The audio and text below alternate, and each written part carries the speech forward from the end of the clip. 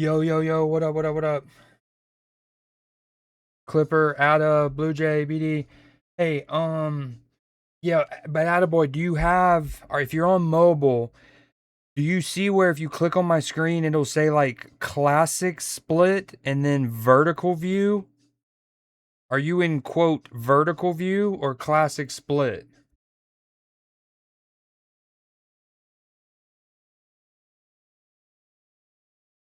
So when you set this up, you're setting up the scenes kind of like you would on normal mode, but you gotta like resize them obviously for vertical.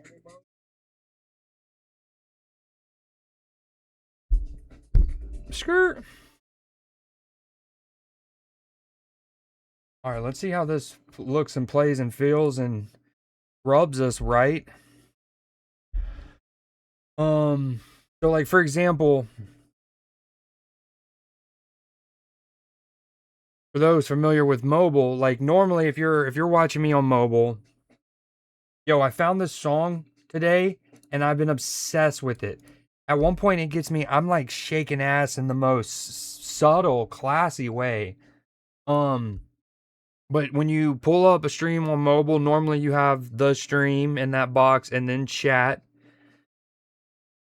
And then normally when I'm watching Twitch on phone, I'll go sideways. And so it gives a good presentation of it. But what this does is, so that's classic split. Okay, you got chat. Although classic split is essentially chat taking up 60% of the available space. What are we doing? If nothing else, Twitch also give the ability for somebody to like click and hold onto this and then like drag it down and have as much chat as they want. Anywho, but you can click vertical view and then now it's bam.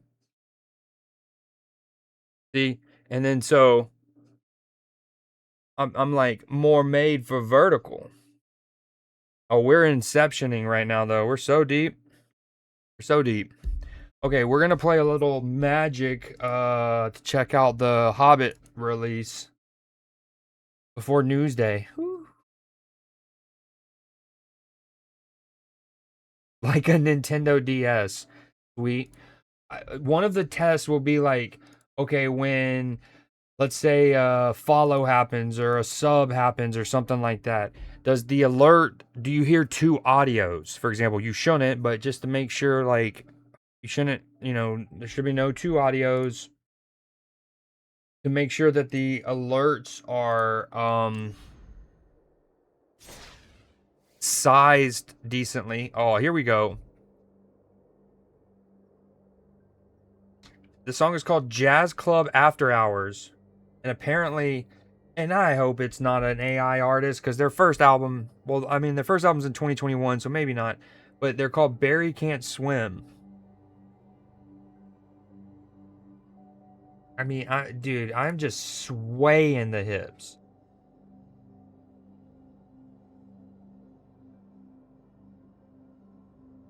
Ooh, ooh. All right, let me make sure Magic's still on the right audio source. It is. It is. Okay. Um. Here we go. No, that's normally film class. Probably. I haven't set a time. I don't know yet. It used to be 6 p.m. East Coast time.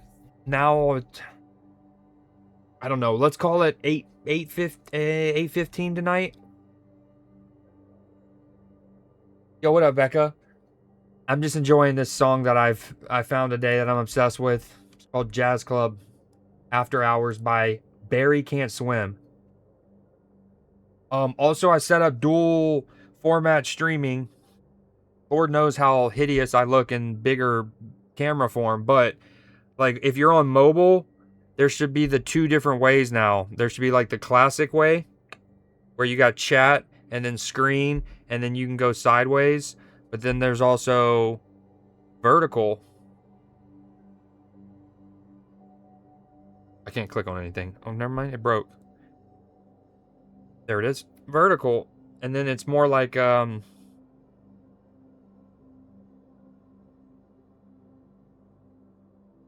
me up here, screen, Anywho, very neat, I guess.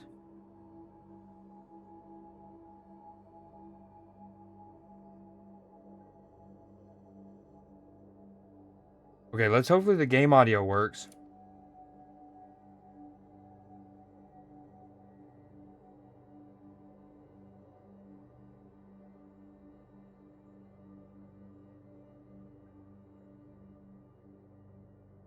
Okay, let me... Hopefully y'all hear that, like the packs going... The new season, new battle pass. Not technically a new season, but new battle pass. And what's super dope is last battle pass. So like when the Marvel one hit, I spent real money. I think I wound up spending like $20 to get X amount of gems, and it gave me enough for the battle pass and like 300 extra or whatever. But in doing so, I got these things called draft tokens, and then you basically enter in these like mini tournaments kind of, and if you do well enough, you'll earn gems based on how well you do.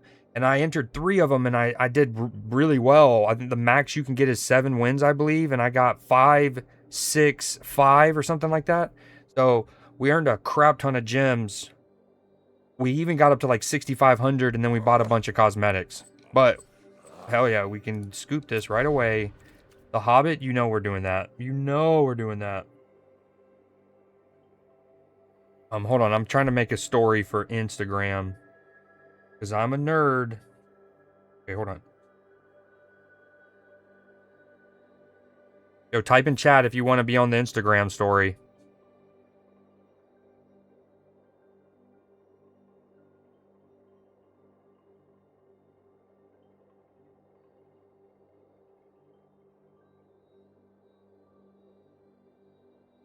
Oh, of course I go live and then Will Neff goes live? Naturally. Yo, what up, Bookie?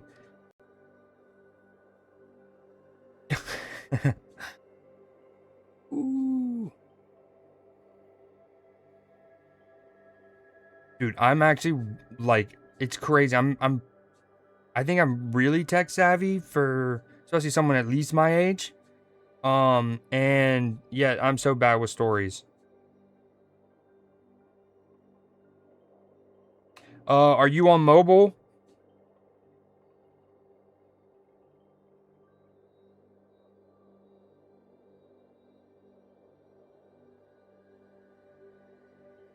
If you tap in the screen, it should say something like classic view and then vertical split or something like that, or classic split vertical view, one of the two. If you click that, you'll see how it kind of like presents the stuff differently. Now each streamer, you have to kind of like manually set that up. So bad. Oh, let me finish the story real quick. I gotta lock in real quick. And it's facing the wrong way.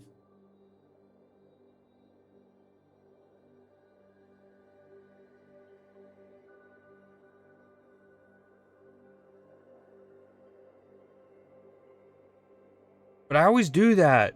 That looks so bad. Oh, there you go. I can just turn it. Oh my god, I can just turn it. Yo, so I just took a picture and I kind of turned it sideways, and then it looked like this on the story, right? It was all... So if you're flipping through your stories, you would literally have to turn your head or turn your phone. And then I'm like, man, and I would always just post it because I'm too lazy to retake the picture. You can just rotate it. How about that? Now it's a little guy.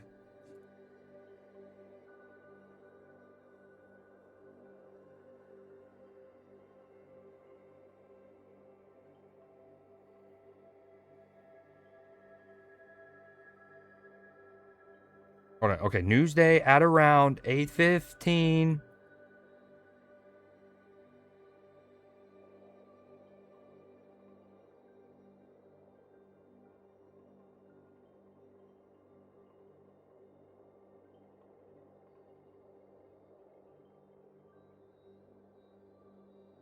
Okay, sorry.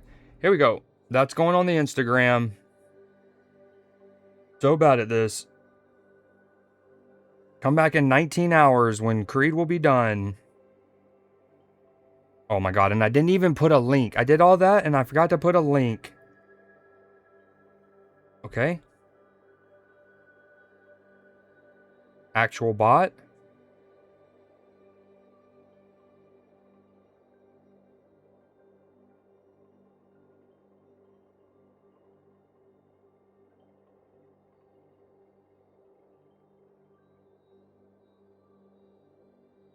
Okay, we're almost done. We're for real and true.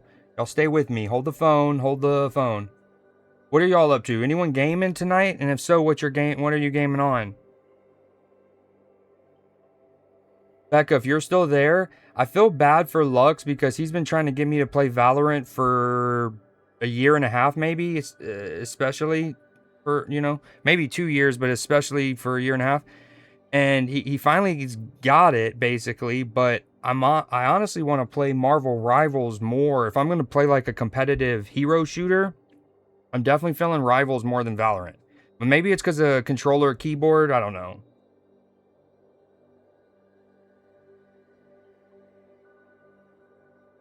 Okay, we did it. We did the stuff with the stuff. We made a story. How about that? And then now you save it. Save photo. And then just redo it on... Just quick post it on Twitch. Same. Ashley Beam 1996. It just depends on... Like, I will put... Like, when we do the giveaway, I'll put in... Like, everyone who's here will enter, and then whoever wins, whatever they want. I have one. Yo, I appreciate the follow. Ooh, how big is this? Does this need to be bigger? That's what she said. Yeah, when we're here, I'll pick, like, and then the winner will tell me. I have one of each. Like, I have a Google Play, we have PlayStation, Nintendo, Xbox, Steam, Apple, but you gotta be US. It is US only. Yo, what up, Derpy? Alright, let's get into it. Enough effing around with the hoop. Currently nutting, bored. Been bored waiting for Wolverine. Dude, I'm so stoked for Wolverine. Especially having recently gone through a lot of my Spider-Man 2 footage. Like over on YouTube, I have my whole Spider-Man 2 playthrough from 2023. And yeah, having recently like rewatched that, I am also fiending. I'll also, if you're still there, Ashley, when it comes to that gift card, I will ping the Discord too when I'm doing it. Like, I'll try to do like a 30-minute, 45-minute heads up. And that way people can get into the stream for the gift card giveaway as well. Okay, did we scoop this already? No, we did not. Okay. Heyo, look at the door. That's cool. That's kind of basic, but I love the door.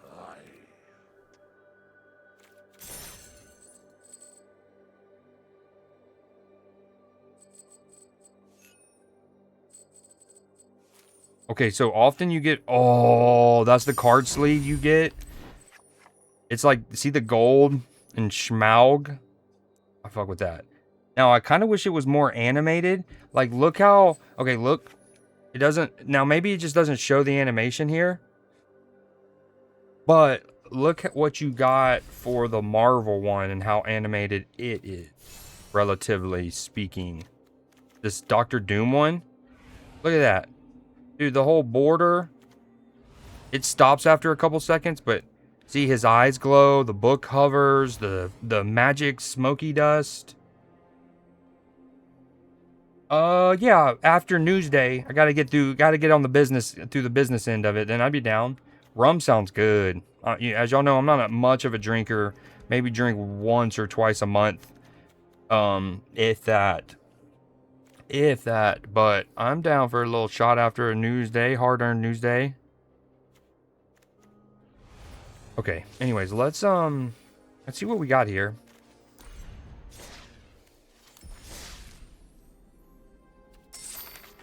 There and back again. So these are the packs that everyone gets. Like literally, if you just log into the game, they give you 3 packs of Every set. Okay.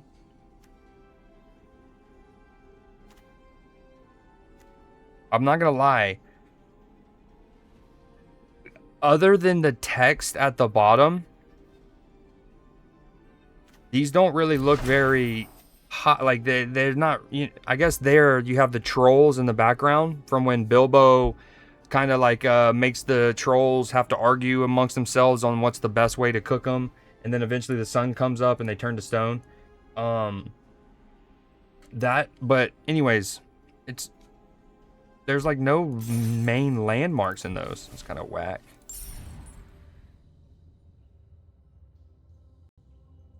Yo, I love this song. But I've listened to it 4 times in like 10 minutes, so.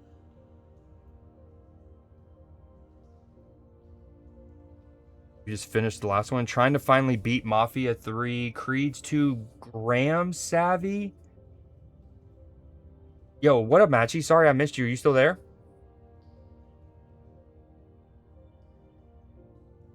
And now you got borders for text. What does that mean?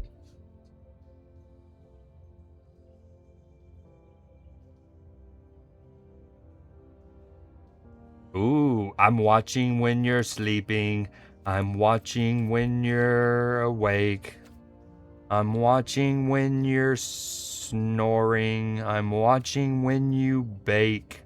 See, like, what are these cities? What is this? Oh, this isn't from Lord of the Rings. I was gonna say, what is this? Are we? Did we get packs or not? Okay, here we go. Let's get something good, juicy, mythic in our first pack, please. Okay, little golem. Tidings of War. Mythic in our first pack. The Queen of Dell. Whenever an opponent casts their first non-creature, you recruit. Draw a card, then discard a card. If you discarded a non-land, create a 1/1. Okay. Next pack. Doesn't Savvy have 2 V's in it? The word Savvy? Like tech savvy? Desolation of Smaug. Thorn Oakenshield. Who's familiar with the Hobbit story? As long as you have an enduring story, artifacts and creatures you control have ward. And to have an enduring story, you need to control. So it says storied. If you control 3 or more artifacts, legendaries, and/or sagas, so aka historics, you have an enduring story for the rest of the game.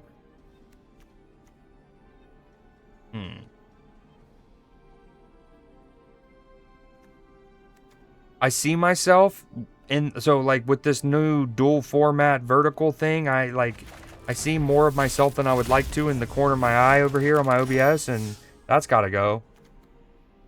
I'll never stream if that's the case. I do. My cousin gave me a couple of these in real life, and I actually want to use this both in real life and on this game. Like, off the rip, when it enters, boom, you get to scry 2. Neat. Okay. Later on, you can essentially convert it and 1 mana. You, like, tap it. You tap, like, a red. Let's say you need a green. You have spare reds, but you need a green. You can tap it and one of your reds to make a green, so it's got that versatility. And then at the end, you can... Yeah, you got to spend a good amount of mana, but you can use it to destroy any target permanent. Chief Wargs Company. This creature can't attack unless you control 2 or more other wolves. At the beginning of your upkeep, create a 2/2 wolf.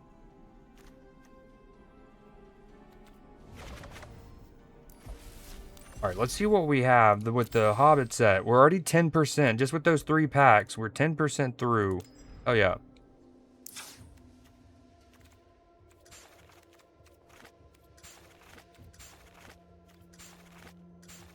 Okay, we're gonna look at this pack only. We're gonna look at what we don't have.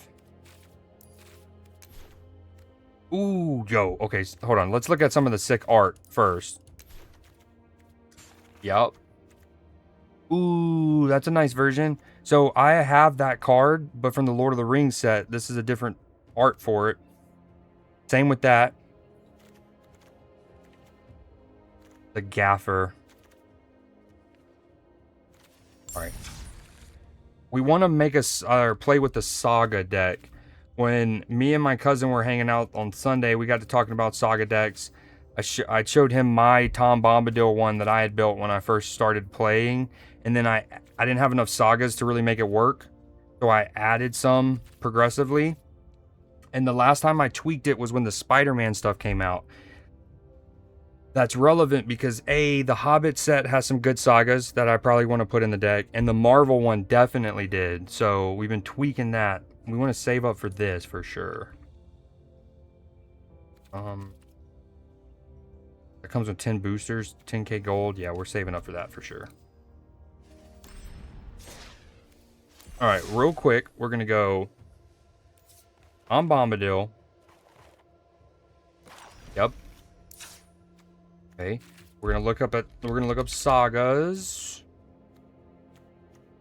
So for example, this is a Marvel one that I haven't put in the deck yet, or considered. I haven't looked at. I might not want it. Yeah, I don't have a lot of heroes, so that one's not gonna be useful. Clone Saga.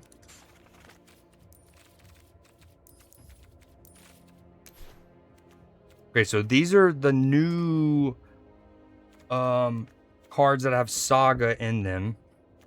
Or these, yeah. Search your library for up to 2 basic planes, exile them, then shuffle. You gain 2 life. Put a card exiled with the Saga into its owner's hands. So you'll eventually get those 2 lands. You just have to wait for them. Whenever you attack this turn, target creature you control gets 1/1 until end of turn for each planes you control. Yeah, some of these okay.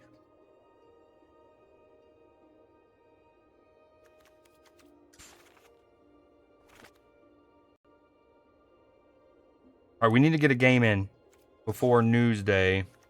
So we only have the basic Tom Bombadil art. There's this. Ooh, I can craft that.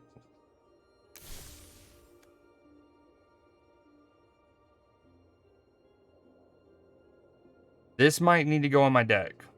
Hold on, create a treasure token, and this happens for 5 straight turns. Then if you control 4 or more treasures, sacrifice the Saga. If you do, create a 6/6 dragon creature token with flying. It's basically like you build up. That's cool from a lore standpoint. You build up your treasure, and then to the point where a dragon comes and is like, hey, that's good looking treasure. I want it.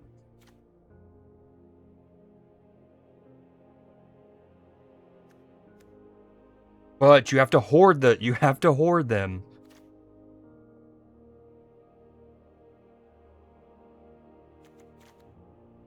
Spend this mana only to ooh! Oh my god. You can tap him for 2 mana. Only you can for dwarves, equipment, and saga spells. This deck has a lot of sagas.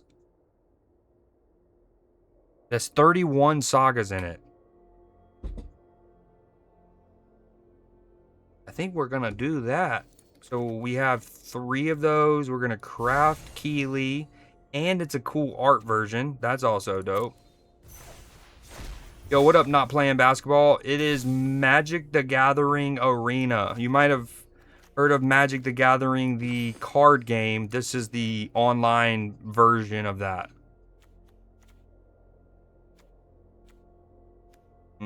Which one do I want to take out? My deck right now is 3.3 average cost. Like, that's its average mana cost, which is higher than I want.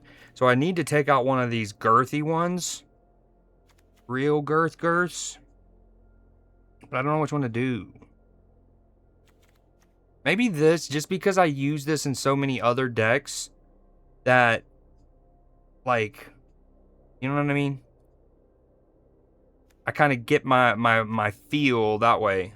I get my rocks off. Yeah, let's do that. And that brought it down a smidge. Yeah, let's try it. Yeah, it's a card game. I got into Magic a little over a year ago. And I've kind of done a combination of play in person and play on here. Excuse me. And normally when I play on here, I do it off stream. I haven't really streamed me play this much. Except in the Discord. What was I saying?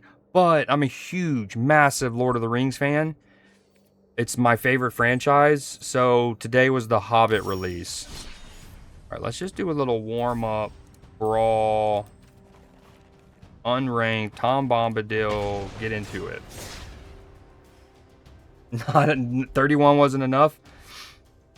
What's on the baseball calendar and your calendar today? Do you work this evening or? Oh, that's right. You're mainly like weekends now, yeah.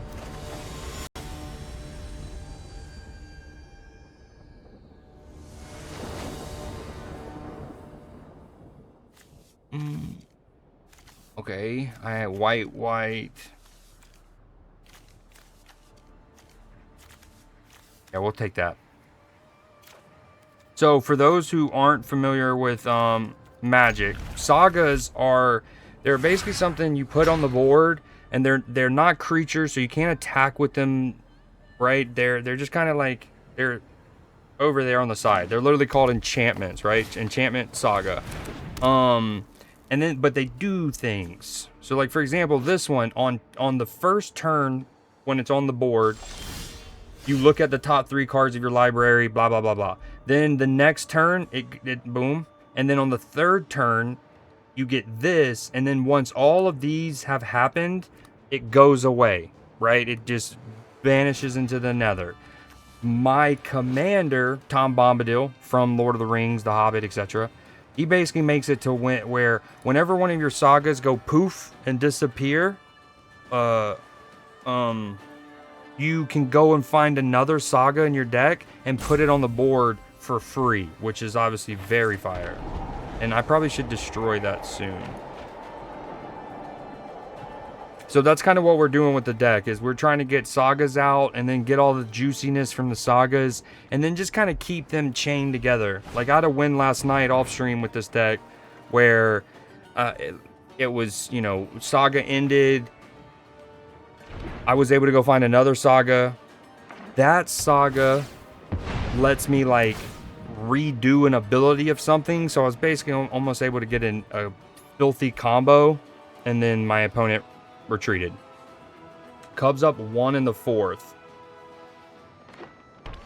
You got 9 games live right now? Ooh.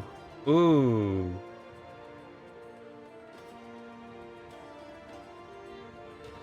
Ooh, I like how the pinned message looks in that vertical format. So vertical format.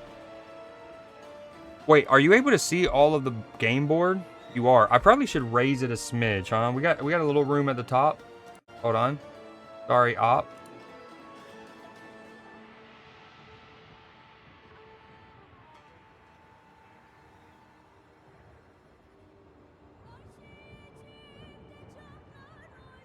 What about that?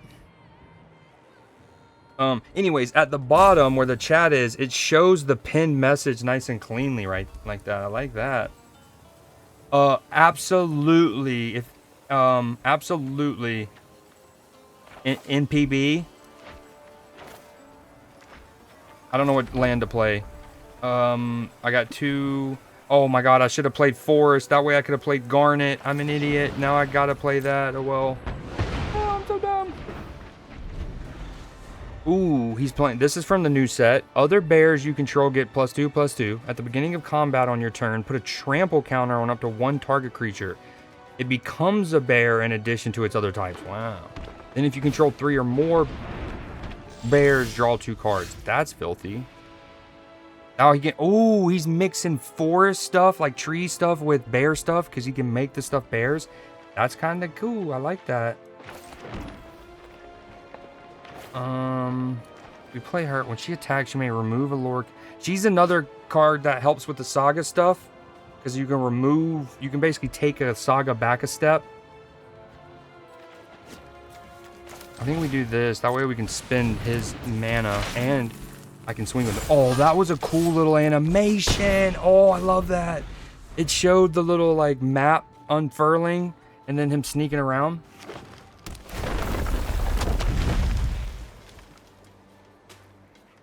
As the beat goes on. I think that's better. That looks better. That way chat's not blocking as much of the game screen. And are you still able to like make chat go away if you wanted to? Oh, you can go medium chat. So if you are watching on mobile in that new format, at the very bottom right, there's the classic more options, like 3 vertical dots. And then it says chat messages. There's high chat, medium chat, low chat, or high chat. That way you can choose how much it covers up of that screen. Ooh, we don't like that bear. Okay, we're gonna need to drop this. Pacify. This creature deals damage equal. Hold on. Equal to the number of non-creatures, non-land. That's only 1, right? Yeah. That's not what we want. Okay, we want to do this. Put that on him. Sorry, bud. I know that card sucks ass, but it is what it is. So I only have 2 mana left, but because of him, this new card I just crafted, I could use this if I wanted. But I feel like we should wait so that Judgment Bolt's a little stronger. I don't like that, though.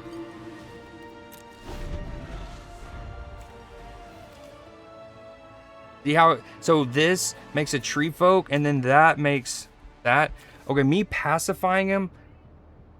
Decent. I didn't think about the fact that his ability's still going to pop off every time. We don't love that.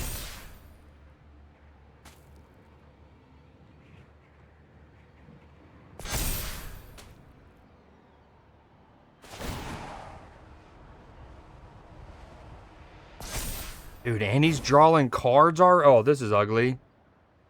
Oh, that's a cool... I kind of want to build with that. Just gonna have to take 6 damage on the noggin, it looks like.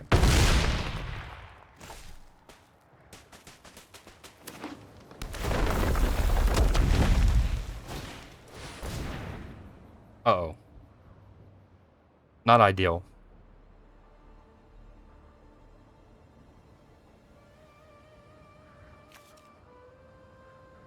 Yo, this is a fire combo. Holy. You may discard a card if you do. Some of these sagas need to go. This is just not juicy enough. Not juicy enough. And unfortunately, we don't have a blue to be able to play this.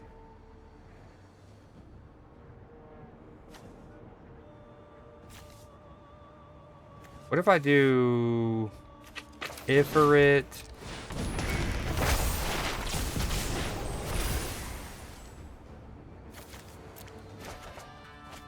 Damn it, we really wanted a land. I mean, we're just in shambles, huh? Saga deck? Can't play a saga. I mean, technically this is one, but this needs to come out of my deck. This was clearly when I didn't have a lot of sagas, so I was just trying to fill it. Yeah, hold on. You got this. Hold on. You got this, bud. Those bears, that's a cool new deck. And honestly, Beorn's probably one of the coolest characters in the Hobbit, so I like that he's got a strong presence from the new set. No sagas were even experienced in the making of this, in the production of this stream. What was I taking out? I wanted to rock it just because, you know, it's a Final Fantasy one, but no thanks. No me gusta. Yo, the win that I had last night, this is one of the card I went and got to play for free. It's from the Avatar. And again, I recently just started that show for the first time ever. Watched like the first 7 or 8 episodes. So I have met Avatar Roku, who's like a past Avatar and is a mentor to the current one in the show. And so when I found that I had this card, I was like, whoa, that must mean that there's like other past avatars that Aang must meet at some point and get advice from them. And I was like, that's kind of cool. Plus the art, like I got the 3D version of it. So it makes the like saga becomes a creature. Pretty fire. All right, what are we gonna put in?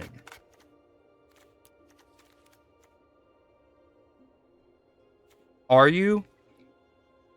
Do you recognize Yang Chen?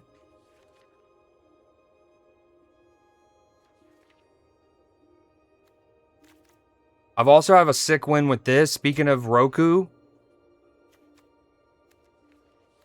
Okay, without spoiling anything, is how many seasons would you say I need to go get into before I learn about Yang Chen?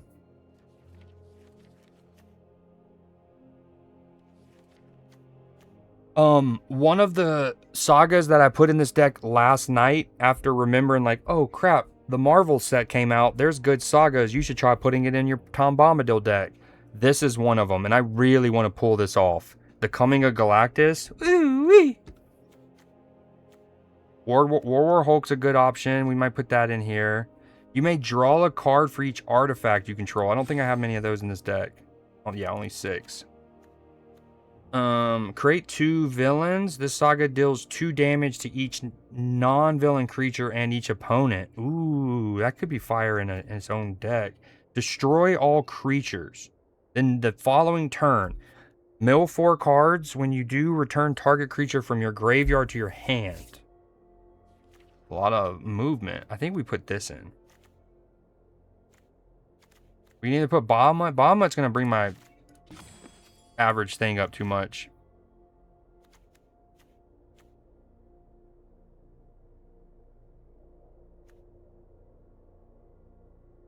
Okay, is this one really worth it? It's 6 mana. You draw a card and you lose 1 life. That happens for 3 turns. I like the card draw, don't like the loss of life. Each opponent sacrifices a creature of their choice and loses 3 life. Now that could be good in what's called in Commander. That's when you play in person and it's it's basically like 4 people, 1v1v1v1. And so that each opponent is dope because it's hitting 3 people. In this, where it's 1v1 called Brawl, it not as relevant. So let's take that out and put a land.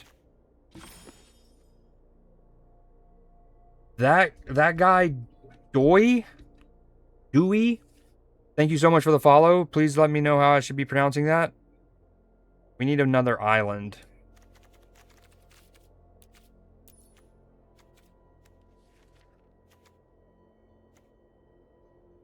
One thing I hope this client adds in terms of quality of life is the ability to see how many legendaries you have from this little screen.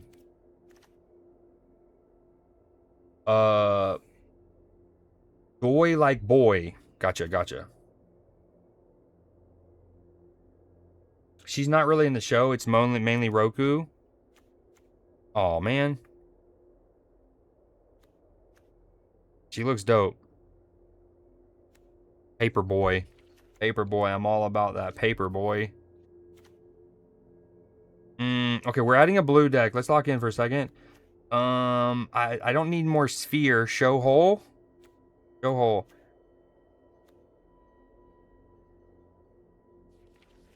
Maybe we do a little mixture fixture.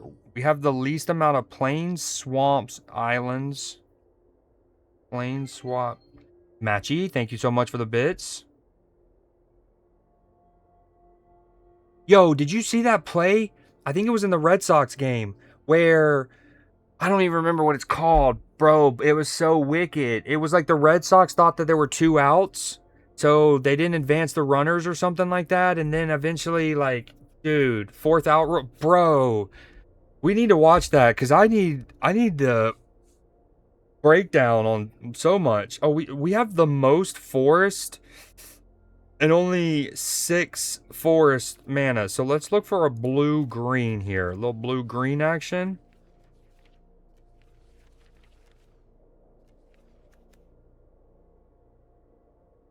That one's not bad. Eventually you can sacrifice this from to draw a card. This is from the Avatar set. Ooh, I forgot I got this card. Oh my god, this is actually fire. Yes, it sucks that it enters tap, but the versatility is very good. Whoa. Oh my god. So the last time when I made this deck and the most part of me constructing it, I didn't have Savage Lands, I didn't have Urban Retreat, I didn't have Nomad Outpost yet. There's a lot of good lands I can put in this bitch. This Add 4 mana in any combination of colors. Okay, let's throw this in. Throw this in. All of these enter tap though, which isn't ideal. I think we can get...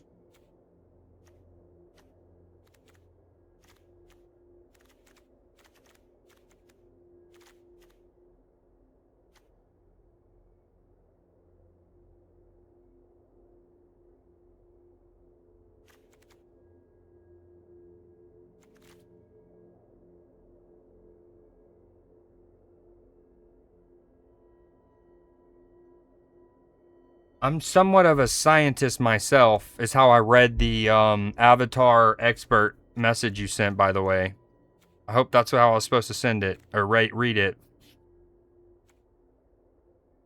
You know, this, I love this card. And anytime I have green and white in my color combo, I almost always include it because of the exile and you get the double mana. But it might be a little too expensive for this deck. Okay, I'm actually going to take the Elven. We're going to take... no, it's Lord of the Rings. We got to keep that in here. Create a treasure token for 2 turns. Exile the top 3 cards of target opponent's library. You may play those cards this turn. I just don't... I don't need that. That's not needed.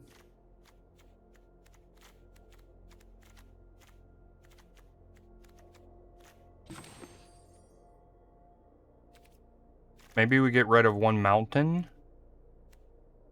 And they call it a mine.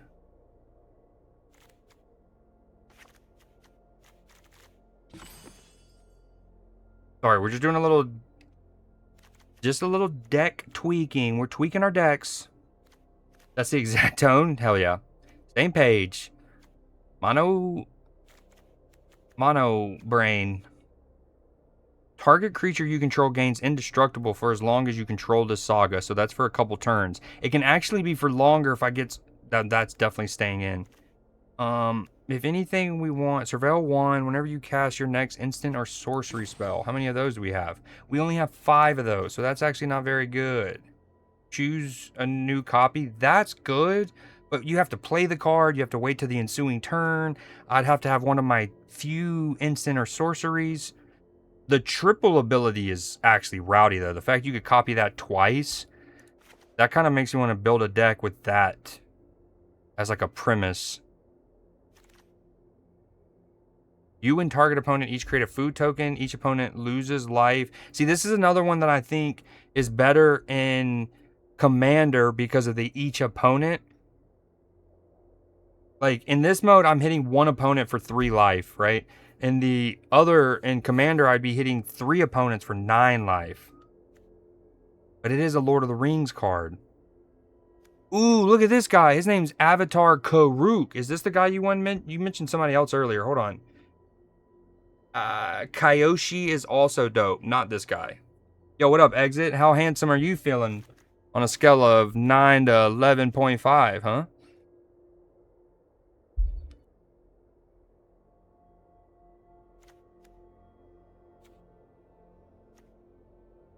You draw 2 cards and lose 2 life. Whenever a creature you control enters this turn, each opponent loses 1 life and you gain. This is another one of those much better in Commander because of the each opponent. We're going to take that out. We have 41 lands, though. That's a bit much. Take this guy out. We don't need that.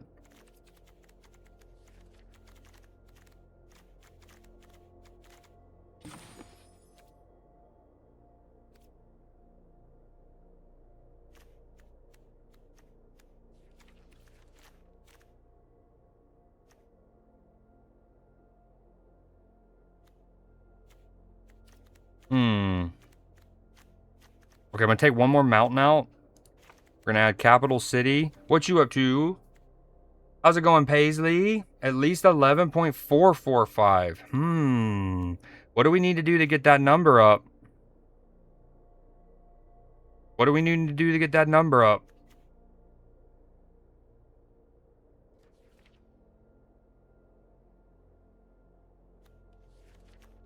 Okay, we need a lot. I gotta get done making a deck here.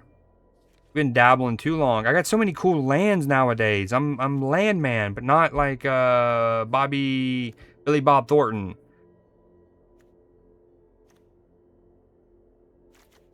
Okay. Yeah, we have 40 lands. That's arguably too many. Arguably too many.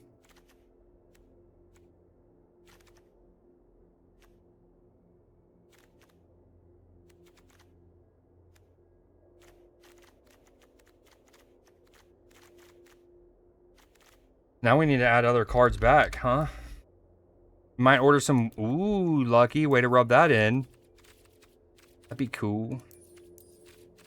Alright, let's see what mythic cards we're not including.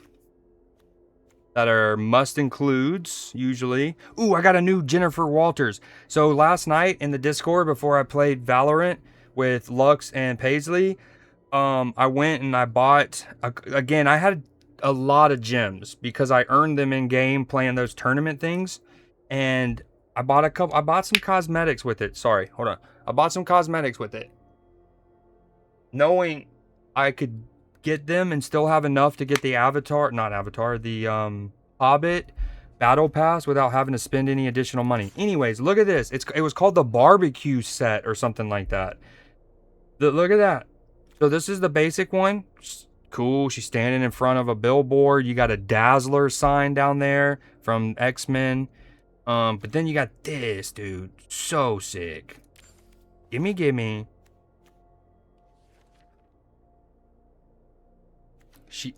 Here's another one. Monica Rambeau. Look at all the tables in the background. We got some glizzies in the foreground. And then when she transforms, she's over there ripping through Ultron bots. Yo, Matchy, thank you so much for the bits. Also, hopefully you don't mind. I need to change it to where it doesn't make the sound alert thing when bits happen. Not when bits happen, when Giga emotes happen. I don't remember where do I go for that right now. We'll do that later. Gimme a man after midnight. You wanna hear that song?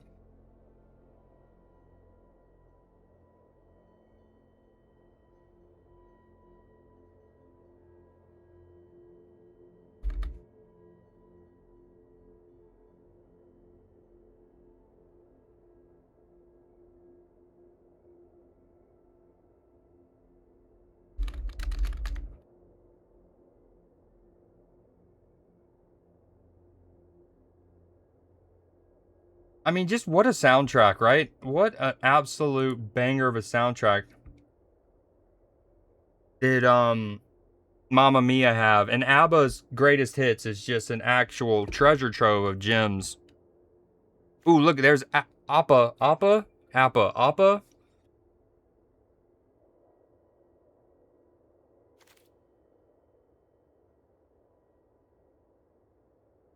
Yo, Exit never answered how handsome he was feeling. Everyone gang up on Exit and tell him he's handsome. Bully him into recognizing that. I mean, I want y'all to really lay into him. Like, you piece of handsomeness, how dare you? That kind, you know what I mean? Oh, look, we got Tony Stark also enjoying a glizzy, although it looks like some ants maybe are kind of trying to yoink it from him, and Spider-Man as well. We need to find 3 cards we want to put in here.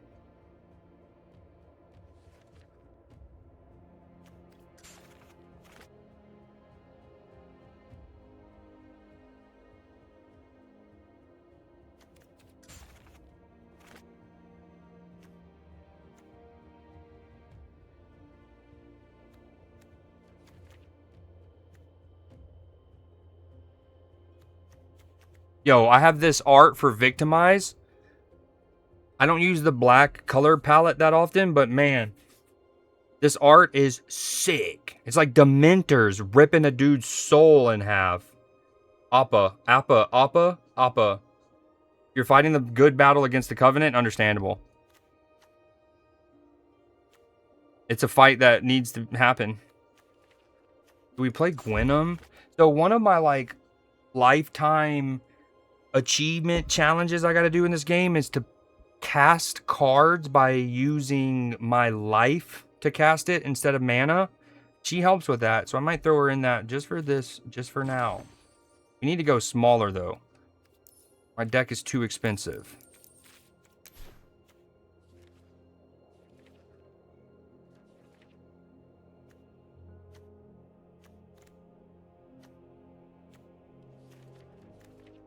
Dude, Abba, you do something to us.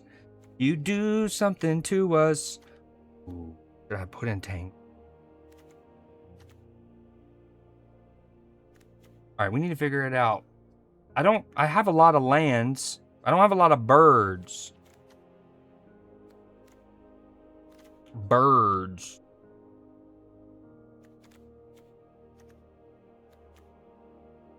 The thing about this deck that makes it hard to build is because he's, if you look, he's all 5 colors, which means you have access to all of the cards from all of the colors, basically. And it makes it tough because you're spoiled for choice almost. Whoa, that's a word. Mimoplasm.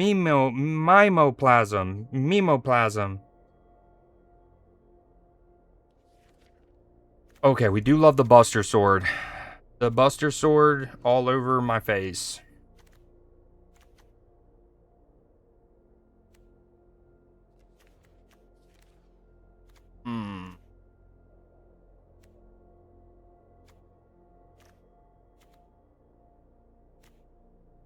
Okay, that's good enough for now. Let's play one more game, and then we're going to get into Newsday. One more game. Tom Bombadil, saga me slowly, please. Yo, if everyone can give me a... If you're on mobile, or can you pull the stream up on your phone and see how the vertical looks? Remember, you click on it, so normal... Click on your screen, you'll see classic split and then vertical view. Boom. And then just tell me. I probably can make my webcam a little smaller and pull them both up a little bit more still. I'm way too ugly for my webcam to be this big. You know what I mean?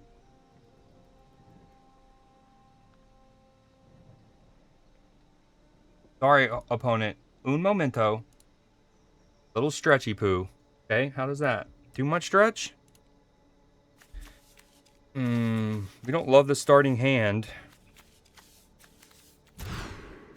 Much better. Yo, this salvage lands. I forgot that I'd gotten these 2 Marvel lands that are very good for decks that need a lot of versatility. That was a mouthful.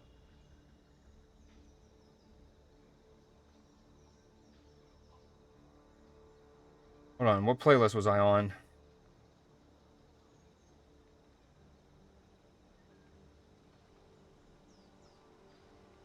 Got some pizza rebaking in the oven. What do you mean by rebaking? Do you mean you're reheating pizza from like recently leftover pizza? Do you double bake your pizza when you first cook? Like, what does that mean? What do you mean? What do you mean by that? It's Pope night at the White Sox game tonight. Oh. Is it? Dude, please post a link if you can find one on Twitch or on Twitter. Pretty please. Need to see that. Dude, I saw, and I don't know if this is real. I really hope it is. But I saw that the Braves are going to do an Alan Jackson night. Okay?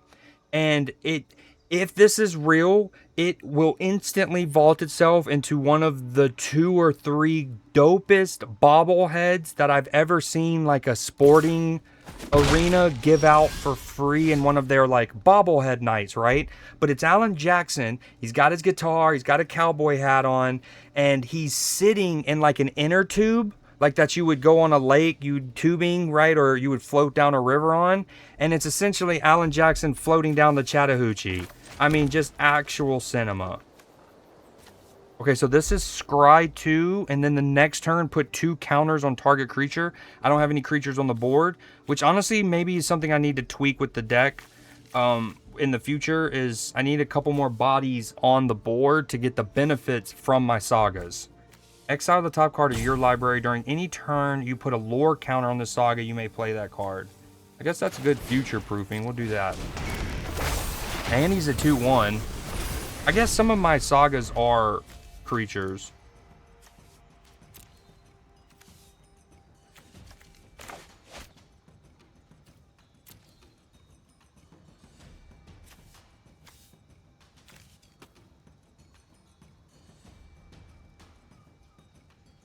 The webcam's bigger, but I think it's too big. I'm too ugly for that. It's way too big. Especially in my peripheral, seeing me in my OBS, discouraging. Oh my god, he's an all rat guy. Relentless Rats. This creature gets 1/1 for each other rat creature on the battlefield named Relentless Rats. A deck can have any number of them. Oh, neat. Just gonna rat me up.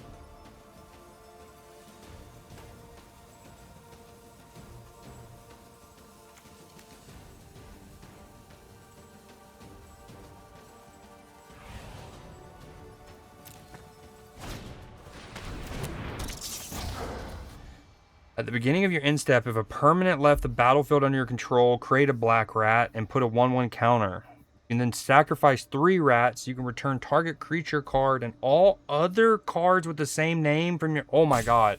You basically just kill a lot of these guys because you can have any number of them in your deck, and then you bring them all back.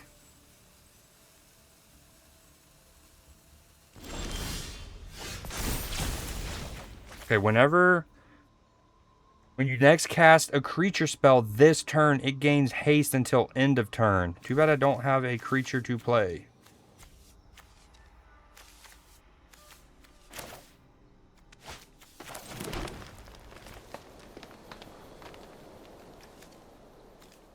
Now, technically...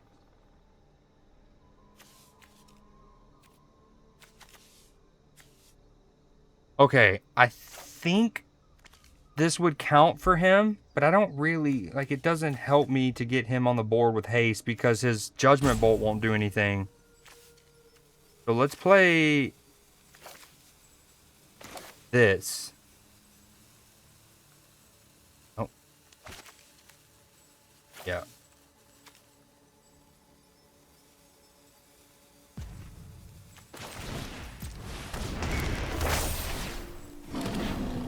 That's another thing. Okay, this card is much better.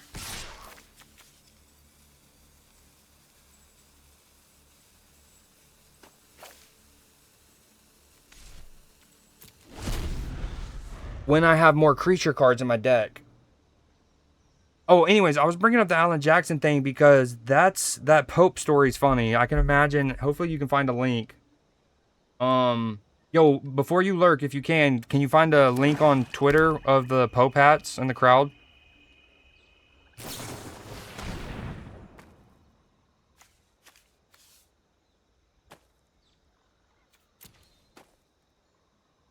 Dude, how have we already been live an hour? That doesn't seem real. That's not real.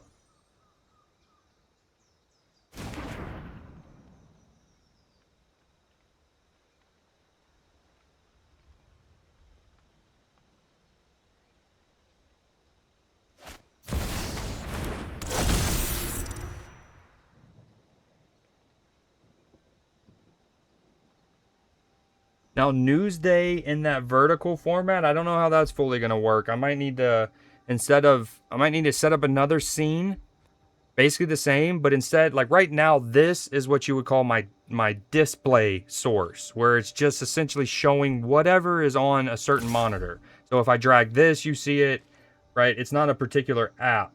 But in order to get a better presentation of certain apps, I might need to reorient them. Do I just block? See, the thing is, there's no guarantee I'm even going to draw a creature card next turn. I also don't want to kill him. Kinda, yeah, I do.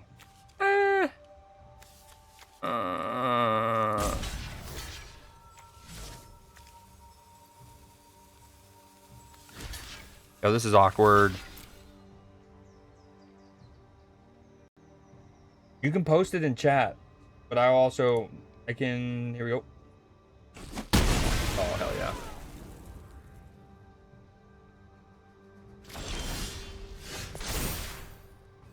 Oh my god, hold on. That's gonna be so fire. You may sacrifice a creature if you do. Search your library for... Dude, I didn't read all my card. I should have blocked with this guy, which would have killed this rat, brought him down to a 2/2 for now. Now, again, this guy can bring all kinds of demons back. I hate... But anyways, and then that way I could have just sacrificed this Brynhilda.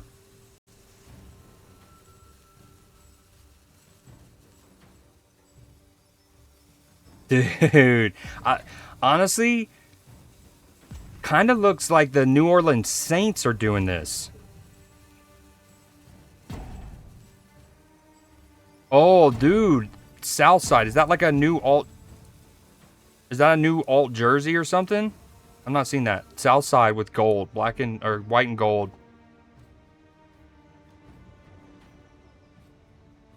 That's pretty good. Hold on, let me see if I can find the Alan Jackson. Alan. Oh, that's not how you spell that. Alan Jackson bobblehead. Please be real. It's on August 6th. No, 6th. No, it just happened. And it is real. It is so real. Oh, what is my opponent doing? Okay, hold on. For a creature, reveal it, put it into your hand. Oh. I mean, that's the only creature I have, I guess.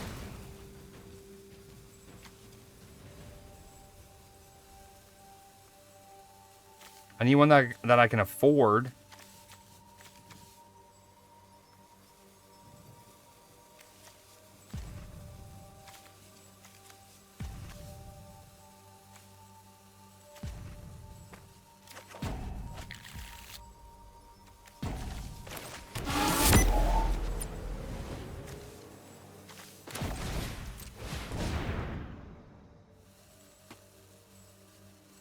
Hold on, we're gonna get back to that Alan Jackson bobblehead. Don't you worry. Don't you worry, child. The heaven's got a plan for you.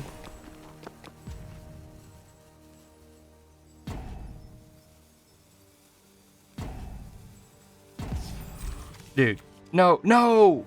I just ran out of time. I could have also played this, which would have put another body on the board. Man.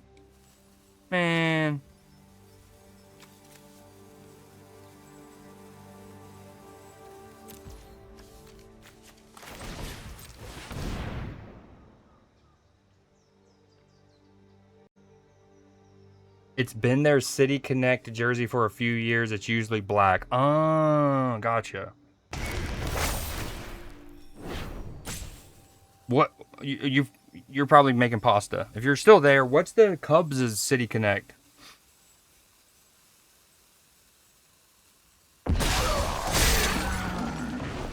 Yo, my op probably thinks I'm roping him. If he only knew.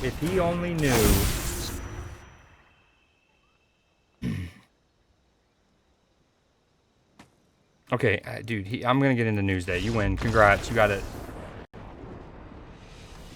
You guys are doing great.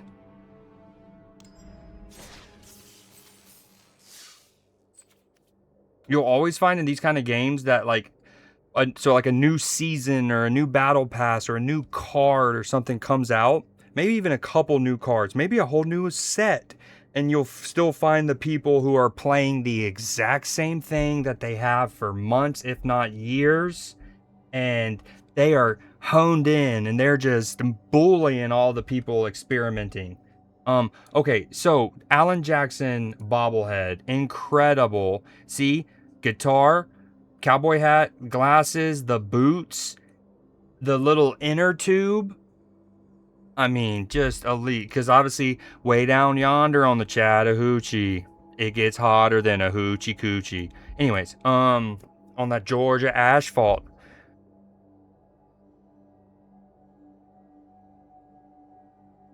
Pretty elite. Okay, so I love to know that it's real. Definitely goes down as one of the better bobbleheads I've ever seen. Not gonna lie. Alright, we're gonna come back to this. I needed to create one more red or black spell. One more. And then we could clear this up. Oh well, okay. Get ready for Newsday. It's a stupid navy blue that just says Wrigleyville.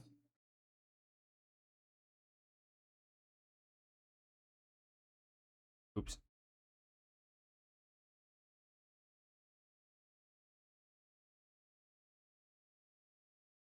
Yeah, Wyatt. I mean, I guess at least it has the kind of the classic or one of your older Cubs logos. Or maybe it's not that. Is it that? Or is it this one? It's this one. Okay. Wouldn't it be so bad if you at least incorporated this logo into this one? Or remember when you were showing me the really old school Cubs logo? Oh, not that one.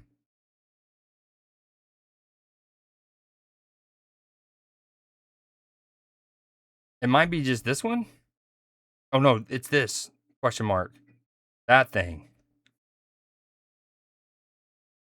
There was like 2 years ago, Matthew was telling me how they were doing like the first 1,000 people into the ballpark that night got one of these jerseys or something like that.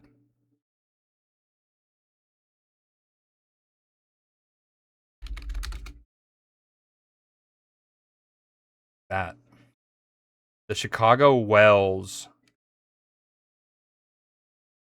Okay, let's get ready for Newsday. We're going to try to keep doing it in this new format or whatever, presentation style, where I'm doing it instead of using Google Doc to frame it all.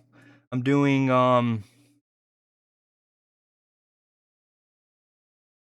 what's it called? Basically PowerPoint. We're going to go to React here. Hopefully it all looks the same. Bam, boom. Okay.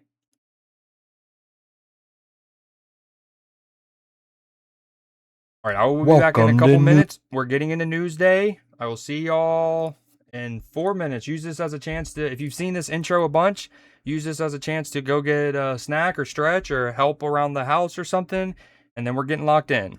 Welcome to Newsday, where ideally one story can restore your faith in humanity.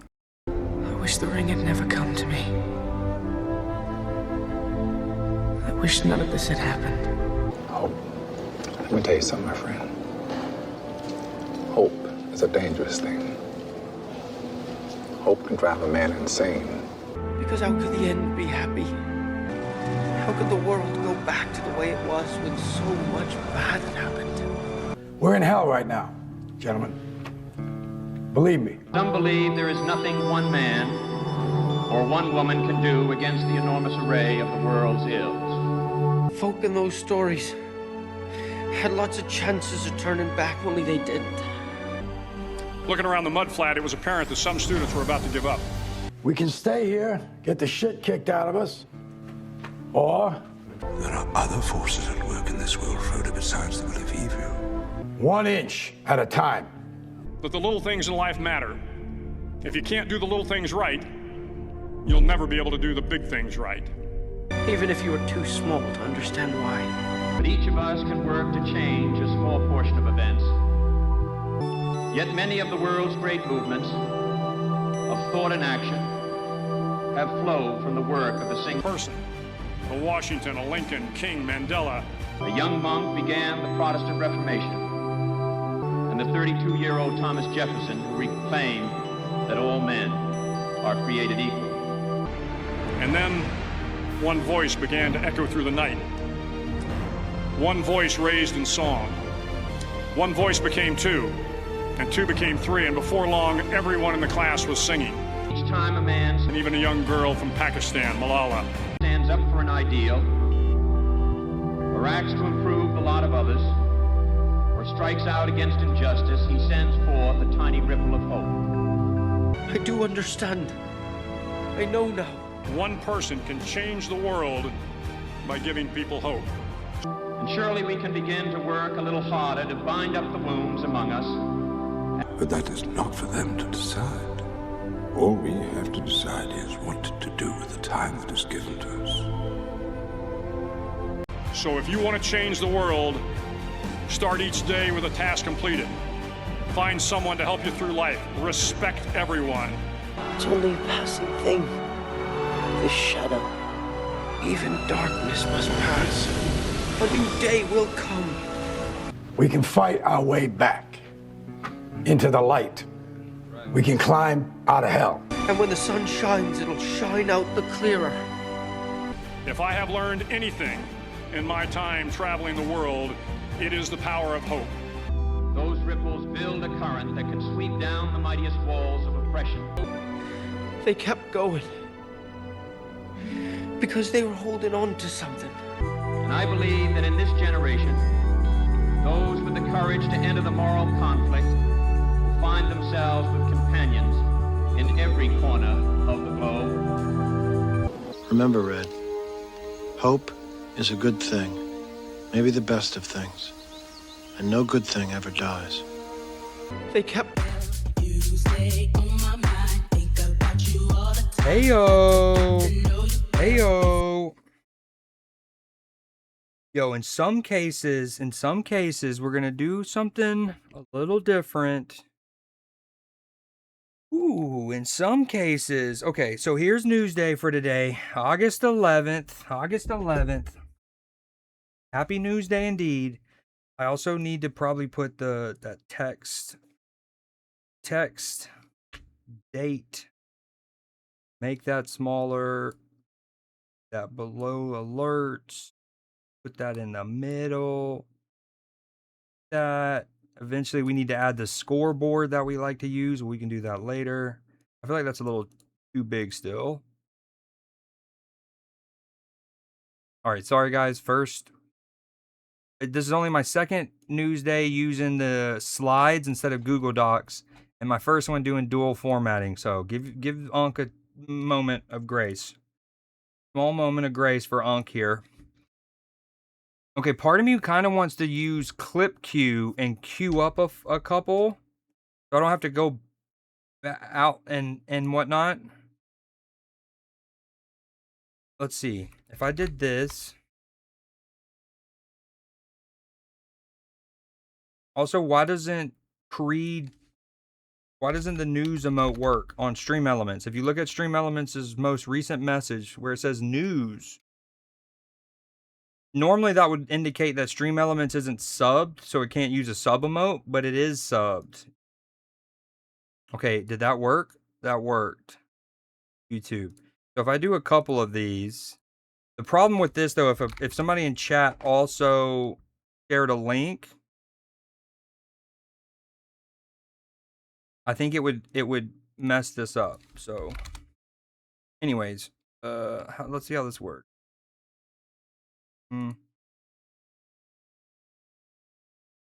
No, we'll do that later. Okay, we're gonna start this Newsday with a skating elderly couple who skated at Lloyd Center for nearly 60 years. Wow, that seems louder. Hold on, we gotta change a couple audio thing. That was booming. Wow.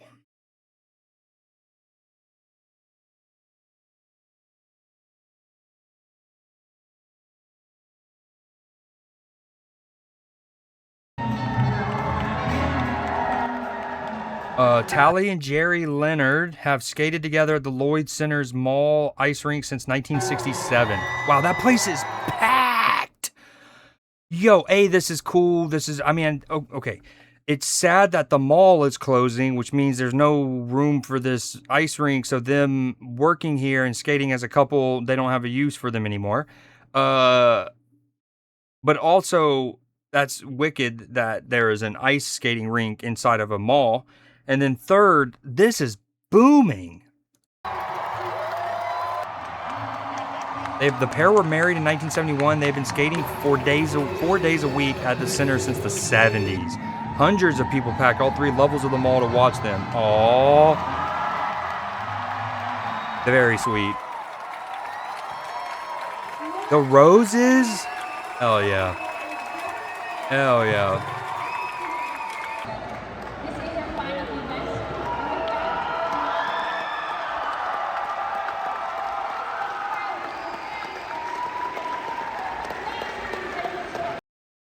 Okay, very sweet. Next story up. Long Island Retro Gaming Store. For some, it's a trip back to the 80s and 90s. For others, it's their first chance to experience the video games that started it all. John Diaz takes us inside this year's Long Island Retro Gaming Expo that kicked off today. It's a fun-filled weekend that's letting gamers hit their reset Damn. button. Here, old-school video games are getting a new life. My favorite retro game is Super Mario World on the SNES. Just in general, retro is in. We've shown several stories over the last half year of like in New York, all over, where this is also in and around New York, but this is like the 5th different story where and it's not just people my age, our age, looking back and wanting the Nintendos and stuff of the 90s. It's even kids are wanting retro gaming consoles and whatnot, which is super dope. It also probably speaks to how we see that physical media is dying out more and more, especially with the recent PlayStation news and whatnot. And that probably has also kickstarted the resurgence. From arcade games to classic consoles, this year's Long Island Retro Gaming Expo is giving thousands of fans the chance to fire up the games that helped shape their childhood. It's a sense of belonging with all of that because you find so many people with similar interests. The Cradle of Aviation Museum in Garden City transformed into a gamer's paradise with hundreds of playable video games and more than 75 vendors like the owner of Canvas Quest, who came here from Washington State. The memories that come with it, seeing people's own nostalgia when they see it is the best part. In an age of downloads, updates, and digital Okay, how does this everything, look in vertical? Organizers say there's something special about picking up a controller. It's a simpler approach. I think a lot of people are getting maybe a bit overwhelmed with digital these days. People are just clamoring for more tangible physical experiences. And when they say retro, they really mean it. Some of these video games date back more than 50 years. Like the arcade game Pong that was developed in 1972. And while the expo That's was a celebrating sick Nintendo Ghost in the Shell shirt. Ooh! Pong that was developed in 1972. And while the expo is celebrating Nintendo 64's 30th You aren't good at anniversary Doug. this Dig Dug. isn't just about looking back. 9-year-old Joey Granado is discovering many of these See, games that's what for I was the saying. first That's what's cool about these stories. It's not just been the people my age.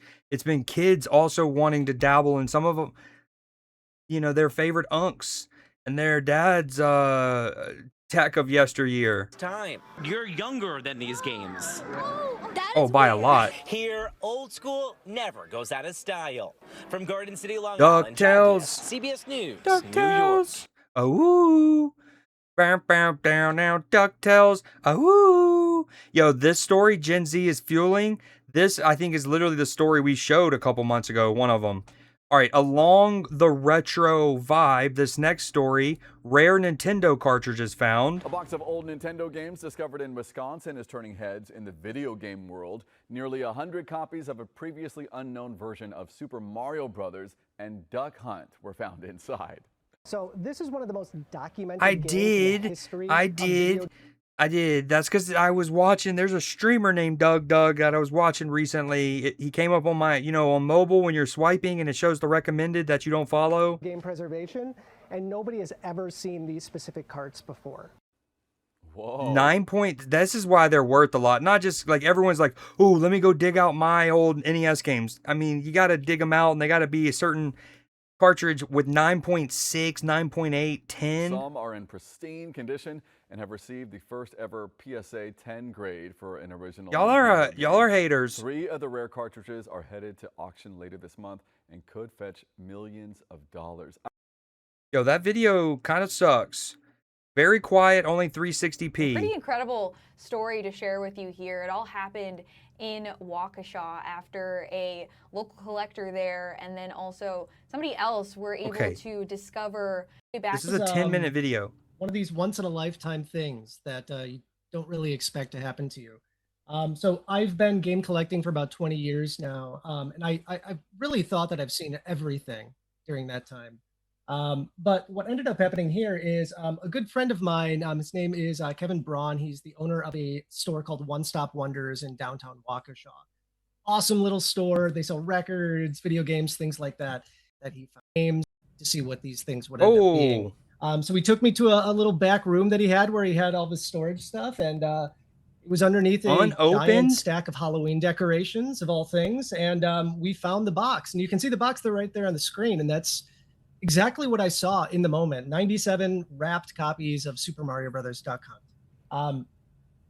It's one of these Did you things say where, .com? at face value, it's a pretty common game, but I was still very, very excited. I really wanted to see, like, luckily we started getting So many comments from collectors just from posting that Facebook. I know a few are going up. All right, next story. 13-year-old 3D prints wheelchair. New on Midday, a 13-year-old boy's summer of hard work to help a local family is paying off. Zach Waters from Lehigh spent hundreds of hours this summer 3D printing a custom pediatric wheelchair Oh my God, that's so dope. for a 20-month-old girl who needs one, but whose family can't afford it. When asked what inspired the project, Dude, Zach told us he cool. got the idea from YouTube, seeing a chance to do a good deed while doing something he loves. Wow, inspired by YouTube to go do a good deed. Hell yeah. To do this because I just love helping people in need.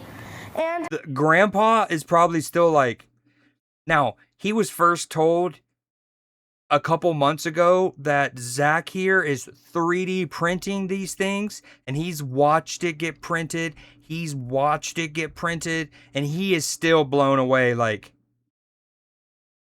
where did it come? What do you mean? It just and it's just there. Granted, I don't understand 3D printers either. They blow my mind. it combines my two favorite things in life, 3D printing and helping people in need. W kid. Makes me so happy to print it and see the smiles and how happy the family is that really need the wheelchair. Zach's grandmother is the one who told us about his story. She says his project shows what young people can accomplish when compassion meets determination.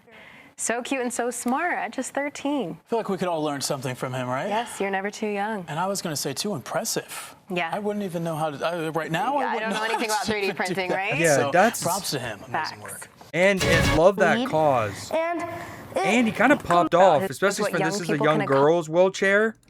That's so dope. I need more of this story, ideally. We'll have to look that up. Hold on, we're coming back to that. Bike riding class for adults. For those that know Creed lore, I technically speaking, don't know how to ride a bike. Kickstand first. They say you never forget how to ride a bike. But what if you never learned? That's when you come here.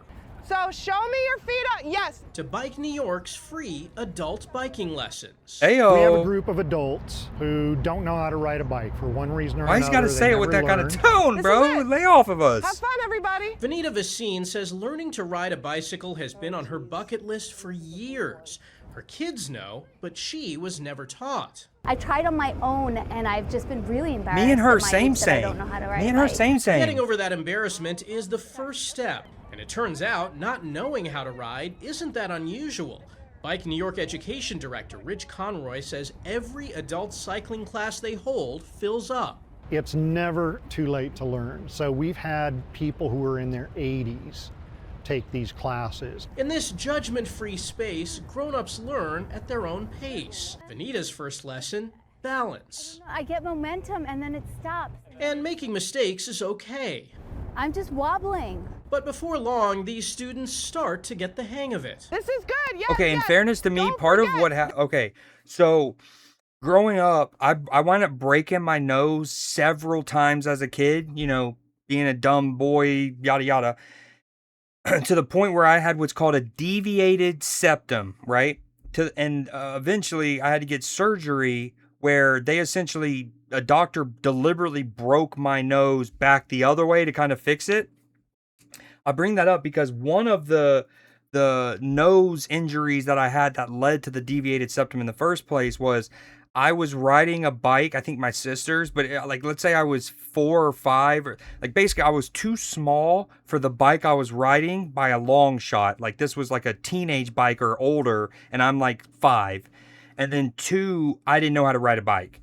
So anyways, I get on it, and the story goes, I don't have any recollection of this, but the story goes, I was riding the bike, and then obviously didn't know how to ride it. I maybe only went a couple feet, and then I fell off, and I hit my like upper mouth nose area on the speed bump, like neighborhood little yellow speed bump, just straight right? And then I think that was probably where, like, you know what, this sucks, I don't want to do this anymore. This is all about getting to know your brakes. It's always fun to see them pedaling for the first time. Everybody's clapping and cheering. I think when I actually got the balance and the speed, I felt free.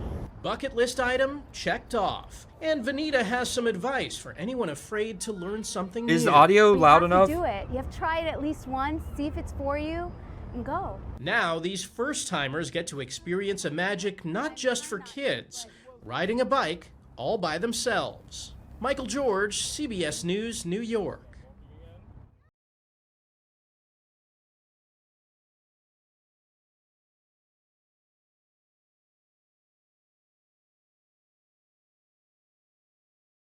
TV for hundreds of millions of viewers. It even roundhouse kicked a child. Oh, okay, great. Thank you. Great comms. I was saying, so even roundhouse kicked a child. It's danced on okay, so TV we showed this, and I was saying for hundreds of millions of viewers. I go, they also did this for the German, like, State Department or something like that. They were welcoming German diplomats or something to China, and this is from that. And I remember saying at the time on that Newsday that, like, as cool as this is, and I love that the robots could do like Chinese cultural things, wouldn't it, you're welcoming Germany to China, wouldn't it be like wiser to have the bots wear like lederhosen and participate in Oktoberfest? You know what I mean? But so yeah, that's what I was saying. Thank you, great comms. It even roundhouse. And then we also kicked a showed child. that But video. Where did it come from? And in robotics. Wait, over the past few years in China, do they read left to right like we do in a lot of Western countries? I'm not gonna lie, I kind of presume that they read right to left, or like what we would say is back to front, like in Japan, for example. Act like but he's human flipping the page like They're that. made by a Chinese company. Buying Modern is left to right, top to bottom. Traditional Chinese is read top to bottom, right to left. That's part of why you're seeing. Does Japan? What off the top of your head? If you know what cultures read bottom to top? Now I'm curious on that. Right now, it turns out it's a betting company and sponsored by Kalshi. Oh, dude, of course. There's the stench. There's the stinky stuff. Bot that was dancing outside. Another robot influencer called RizBot has about 2 million TikTok followers. Yep. All right, next story, bike riding class. So we want to go ahead and get these knocked off. These are some of the ones we were going to show last week. You can see them here, crossed off.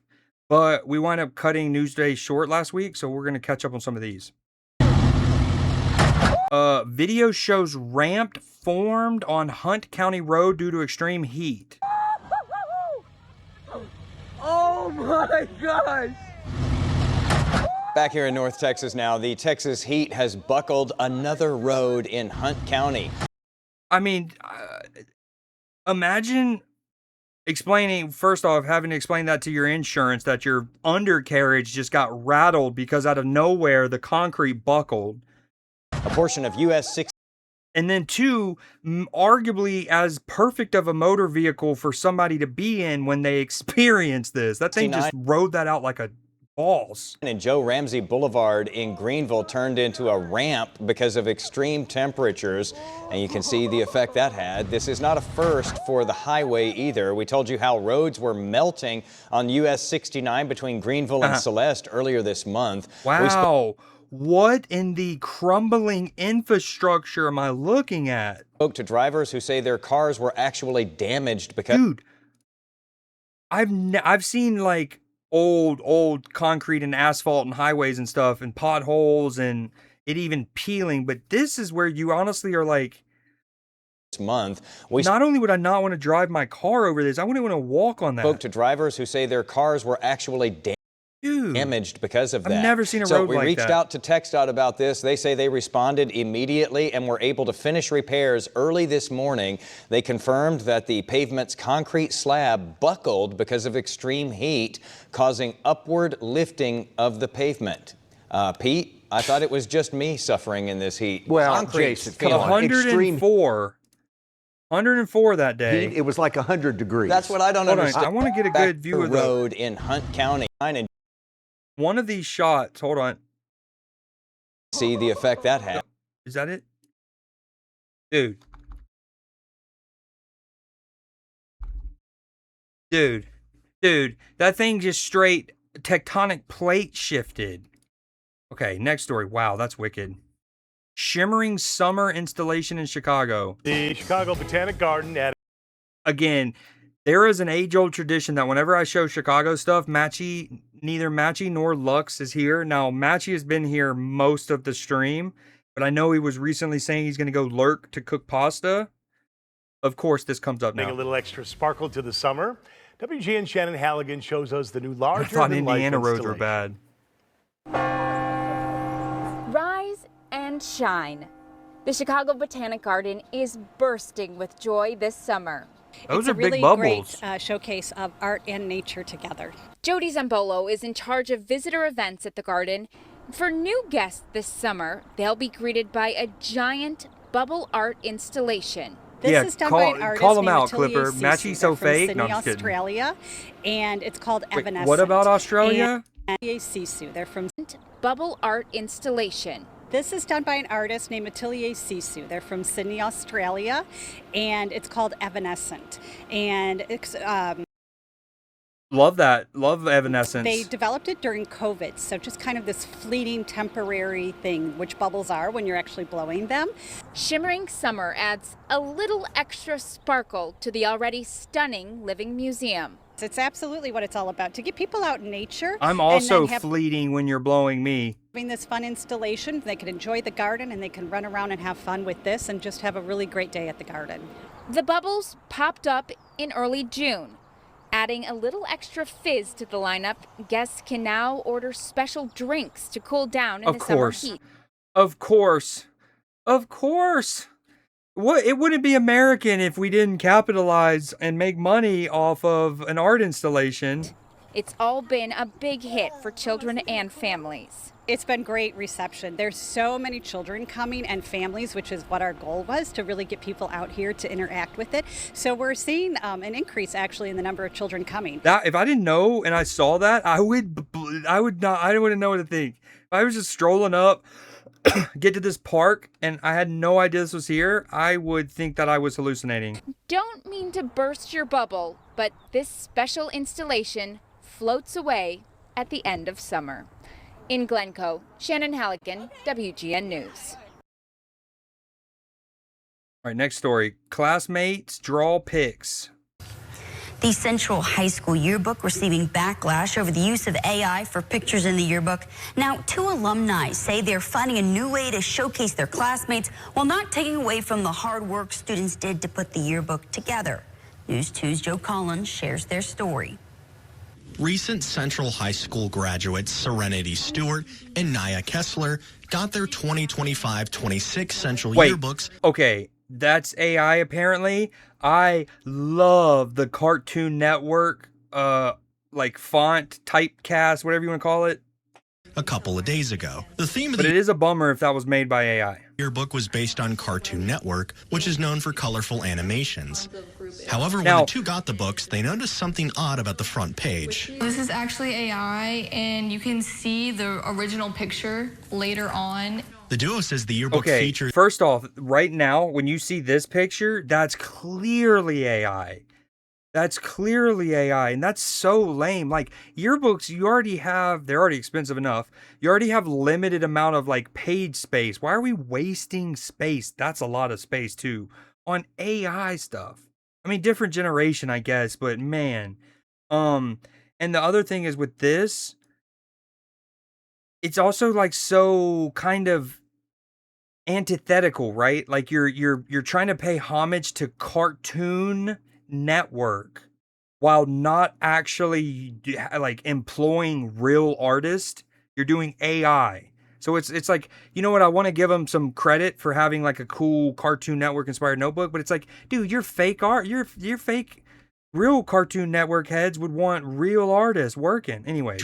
Most notably the senior superlatives page, dedicated to pictures of students with captions like best dressed and class comedian. And he actually commented on Serenity's post, very saddened that he looked that way because he does not look anything like that. It was offensive considering that there's a whole talented art program that they could have used instead if they wanted to make them cartoonish. Stewart posted about the yearbook on social media, and it resulted in hundreds of comments from people. However, I'm not much of a big poster. I find that I usually have much more productive things to do with my time. However, we got our yearbooks today. Why are all the superlatives? And that's another one of the ironies of it. Of all of the pages, you're going to do it for the senior superlative one. Not only is it an affront to the students who won the awards, it feels as if there's a lack of care. Yeah. And again, given the prices of them, my yearbook was like $200 or $300. I still have it over there. And we can compare. That a lot Actually, of the no, that might comments dox me went too too much. far. We as a student body do not support AI in our yearbook. This has turned into a big hate fest. Everyone's like, this is the worst thing I've ever seen in my entire life. The entire yearbook's worthless. That is not at all the message you're trying to push. They wanted a way to make people happy while also paying homage to the hard work that the students did putting the yearbook together, which Stewart and Kessler praised. I was like, hey guys, would y'all want to see your senior superlatives drawn actually by me? And everyone was like, yes, please do that. There was multiple, I have tons of students that go to Central on my Instagram. Then Stewart got involved too. I actually was trying to just work on it by myself because I didn't want to delegate to other people. I felt bad doing that. However, I realized it was kind of a daunting task, so I definitely sympathize with the yearbook, and it's a big deal because this takes time. And they said they're going to give out the pictures for free. It makes me feel very proud. And me and I both have created a community of friends that will reach out to us for our work. The pair says that many of the students would love to help out with the yearbooks going forward if given the chance. Joe Collins, WBRZ News 2. Dude, I wonder how many Central similar School stories around the country is popped up like that and will continue to pop up. Damn. Okay. Memphis Food Spot says unks/aunties only. One Memphis restaurant is still requiring you to have an ID even for patrons who are over the age of 21. The restaurant now requires You have to be 30 or older. Unks unite, you to be baby. at least 30 years old to enter. Fox 13's Troyce Grant went to the restaurant on Winchester and has the details. Being 21 Now, of course, this will immediately get some, like, there will be the conversation of discrimination and things like that. isn't old enough to get into certain restaurants here in Memphis. Here at Privé, a new sign says you have to be 30 years or older just to get inside. That's where it need to be right now. 30 and up. That's what a sign reads on a Memphis restaurant, Privé. For more than a decade, it has welcomed people 21 and older. But this week, they're saying, after a certain time, only people of ages 30 and up can enter. Oh, and that's an important caveat. After a certain time. Stating it was that's a not way unheard to, of, quote, really? enhance the dining experience.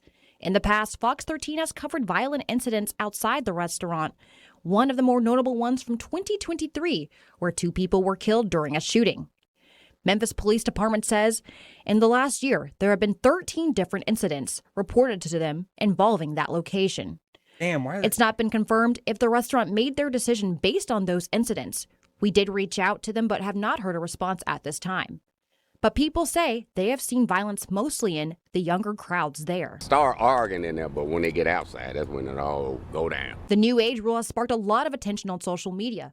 People agreeing with this change. Some saying they may need to raise the age to 35 and 40 up. In the state of Tennessee, a private restaurant or bar can usually set an age-based admission policy as long as it's applied consistently. Lakeisha Bennett says it wouldn't be nice to only be surrounded by a bit of an older crowd. More older crowd are kind of laid back, they're chill, they're not with all the riffraff, so it'll be kind of good, yeah. So far, the new age restriction is the only rule they've added. The same rules still apply here. No weapons, no firearms, no smoking or vaping inside. If you do decide to come up to the restaurant, make sure to have your valid government ID ready with you. Okay, along those lines, we're going to skip ahead because this is another story kind of similar. Or did I not put it up? It was about, was it? There was like a business that said no influencers. Influencers not allowed. And it sparked a conversation of, is that sexist? Hold on, where? Oh well. Could have sworn I put it somewhere. Did I put it here? Old school Newsday way? Nope.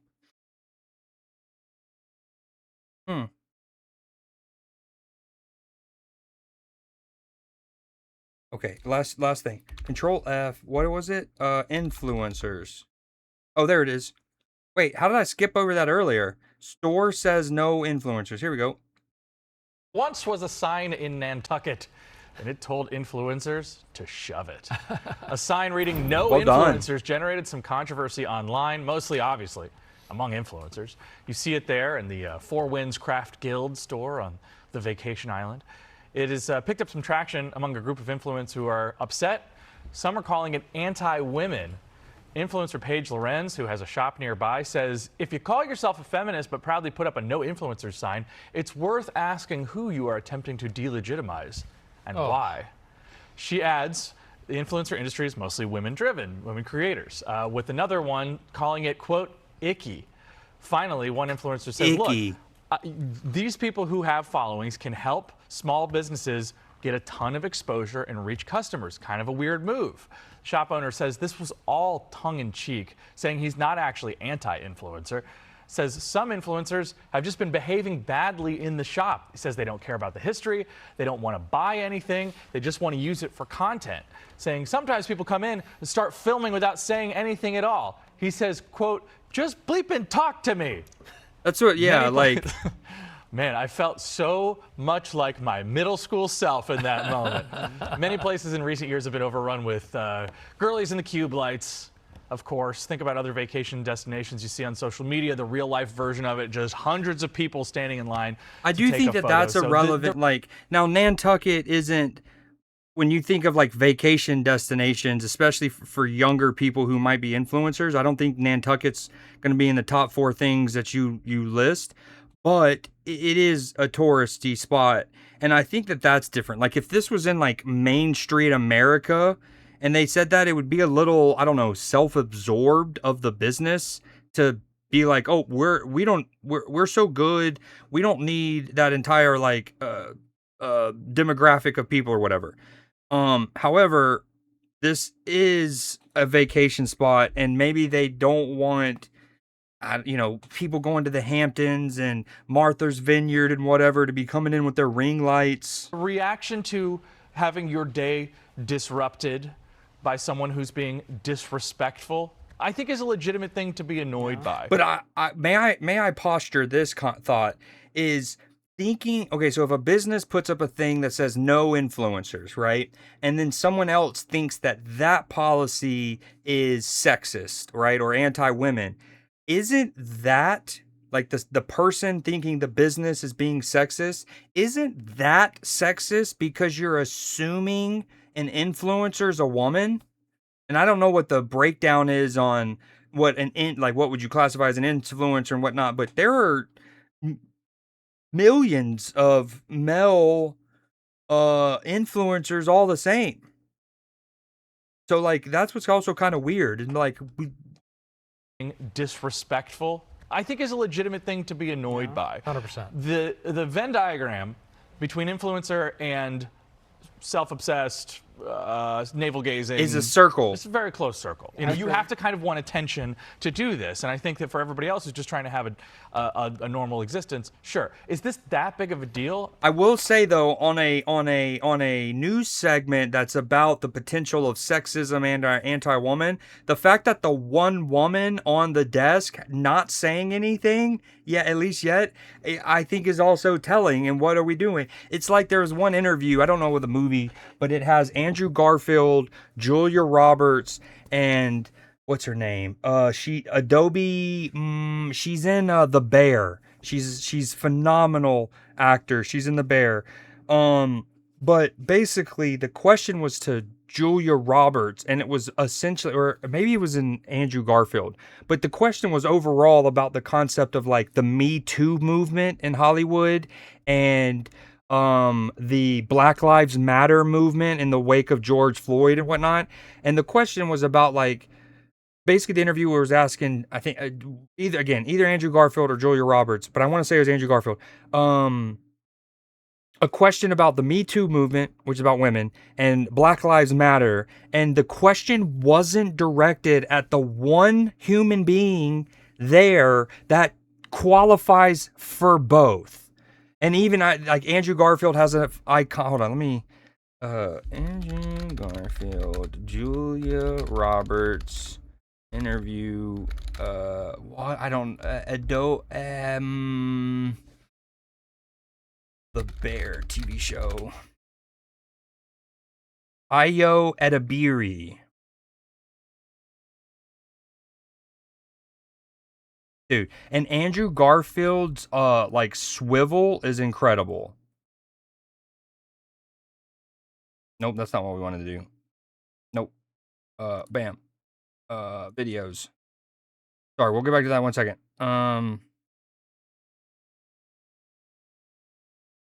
I don't feel comfortable having this conversation with you anymore. Not everything is supposed to make you comfortable. At the Venice Film Festival, an interview turned sorry, I'm using an AI video viral. Julia Roberts tried to fix it, Andrew Garfield squirmed, and Ayo Edebiri was left out, sparking major backlash. Here's the full story behind the awkward moment, everyone's tumble turn. In your opinion, what we lost during the politically correct era, and what we have to expect in Hollywood after the Me Too movement? Oh, when a lad just wants a good old video of the moment and not an AI video breaking down the moment. That video is twice as long as the interview itself. That's what's crazy.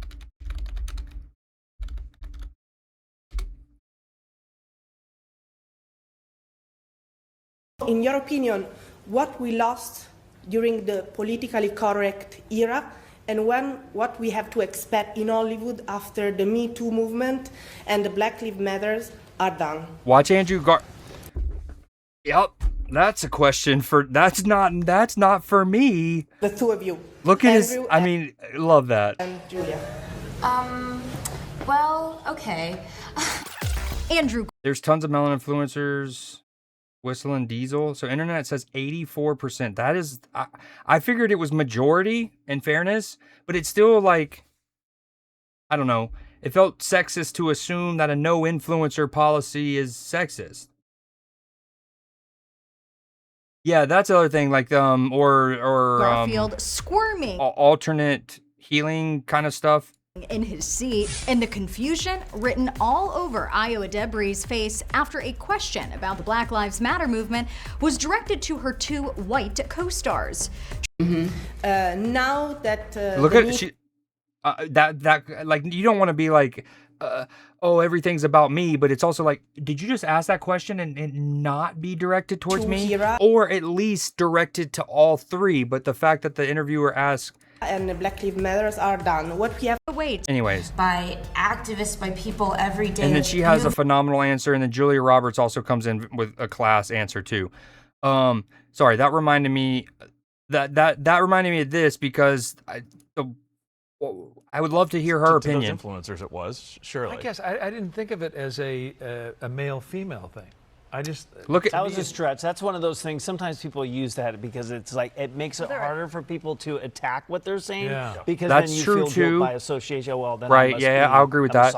Or whatever the case is. Because I didn't think that. I was like, that seemed like a strange argument to say that. Yeah. Right? There's a lot of male influencers out there. Thank you. Wow. Hold on. How long we cut back? I mean, technically, this right here is this guy on the right talking. But let's just go, when we cut back to the wide shot of the desk, is at 1:37. So 30, almost a minute later, almost 50 seconds later, they finally. Who says it's a female-dominated industry? I guess I'm kind of stuck on that point because there are. I think majority of creators are women for sure. Influencer creators are women. But yeah, you're right. I mean, anybody can be an influencer. I think Is there a study out yet? I don't know. I just feel like the business owners. Speaking of, so they had the same question we did basically. By the way, where did you get that, Clipper? Not that I just don't believe it or whatever. Just curious. Say, get out of my shop unless you're here to shop. Yeah. And I think don't come in and film and just come in.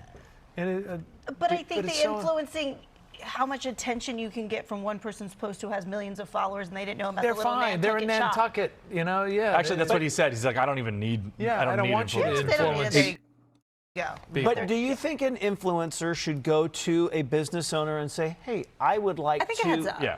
I think. Oh, absolutely, yeah. If you're gonna go in there with ring lights and especially potentially a camera crew, you are wildly inconsiderate, and that's me being mild. If you're an influencer who goes into a place of business without going in there first, without the cameras, without the lights on, you go in very small, low key, and you talk to them and say, "Hey, outside we have this. This is what we hope to do. This is, boom. Do you have any, you got to get full collaboration." And if you don't and you're an influencer, the nicest thing I can say about that person is they are wildly inconsiderate. Or where he's coming from. I think just instead of barging into our place of business with customers and you're like, "Hey, I'm here," all this stuff, that's disruptive. No amount of whatever should excuse rudeness. Right, yeah. I don't care how many followers you have or how much clout you're going to bring my business. You are in the sort of hierarchy of patriarchy, whatever, doesn't mean that you just get to be rude. And they can also over-influence. I've been to places that, I've gone to for a long time, and suddenly an influencer has come in and it's like you can't get in and buy a sandwich anymore. Yeah. I had, there's this total analogy exactly. Wait, that's a really weird point. This guy is weird guy. His basically argument is man, sometimes I hate influencers because they make that place really busy and it takes me longer to get my sandwich. And it's shouldn't you be happy that that place of business is booming now? Now, his initial, before he explained it, I was yeah, you can over-influence things and oversell it and then people feel like it's cheesy or it's forced. Absolutely. That wasn't his point. You can't get in and buy a sandwich. My sandwich is taking longer. There's a total analogy exactly, but there's a place that I would have loved to cover for the news many years ago. It's down in Wilmington, and that's all I will say. And they did not let me because they said every time somebody comes in here and they do a story about us and we get the notoriety, we are just overrun and physically we cannot handle that many people in our place. Good problem to have. It is a good problem to have. I was like, but it's going to be That also reminds me of the story we showed a couple months ago about the pizza place in Atlanta where Dave Portnoy, say what you will about him, did his pizza review thing, and he gave it one of his higher scores he's ever given, and then the business has just been absolutely through the roof for that place. And it's a cool place. Overkill. Not you, Andy, but sometimes some of these influencers need to realize that you're not really an influencer. In your mind, you are. Yeah. Damn, that's a harsh truth. They don't need every single person going in there. Well, speaking of influencers, let me know what you think about all this. You can send me a message. What a transition. Love that. Okay, next story. Californio's first Mexican spot to earn 3 Michelin stars.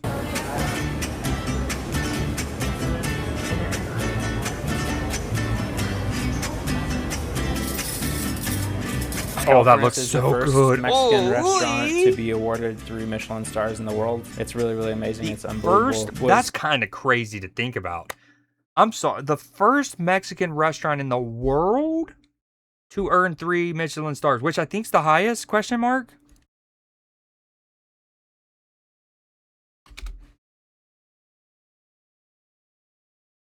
Wow. List of the ones in the world. France has 31 of them, Japan 20, Spain 16, America 16. This is an interesting trivia. If you go to if you run a trivia night at a bar or something, this would be a very, very interesting one. San Diego, San Francisco, San Fran, New York, San Fran, New York, Sonoma, New York, Los Angeles, San Fran, So most 1, 2, 3, 4, 5, 6, 7, 8, 9, 10 of them. 10 of the 16 are in California, and like 1, 2, 3, 4. 4 are in San Francisco. I don't know where Sonoma is. Let's see, located in North Bay. So that's 5. 1, 2, 3, 4, 5. Where's this at? Another Bay region? Okay. 6 are all in the Bay Area.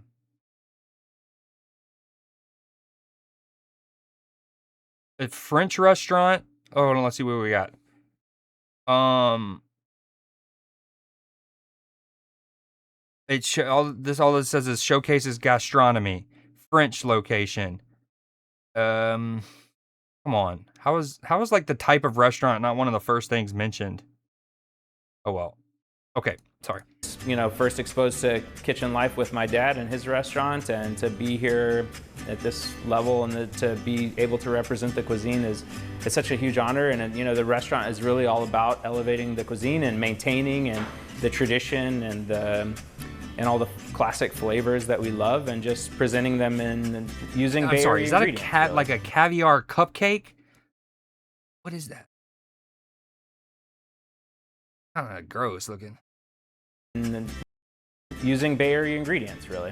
And so I kind of just like combined this love that I had for fine dining, or for the control of a tasting menu, and my background in Mexican cuisine, you know, my heritage, and also, you know, the exposure that I had whenever I was younger, and also just growing up around a Mexican family who was always surrounded by food.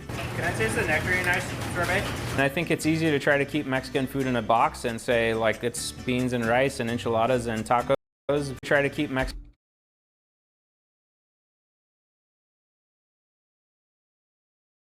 I'm not gonna lie. I'm not gonna act like I know what those bottom two even are. Mexican food in a.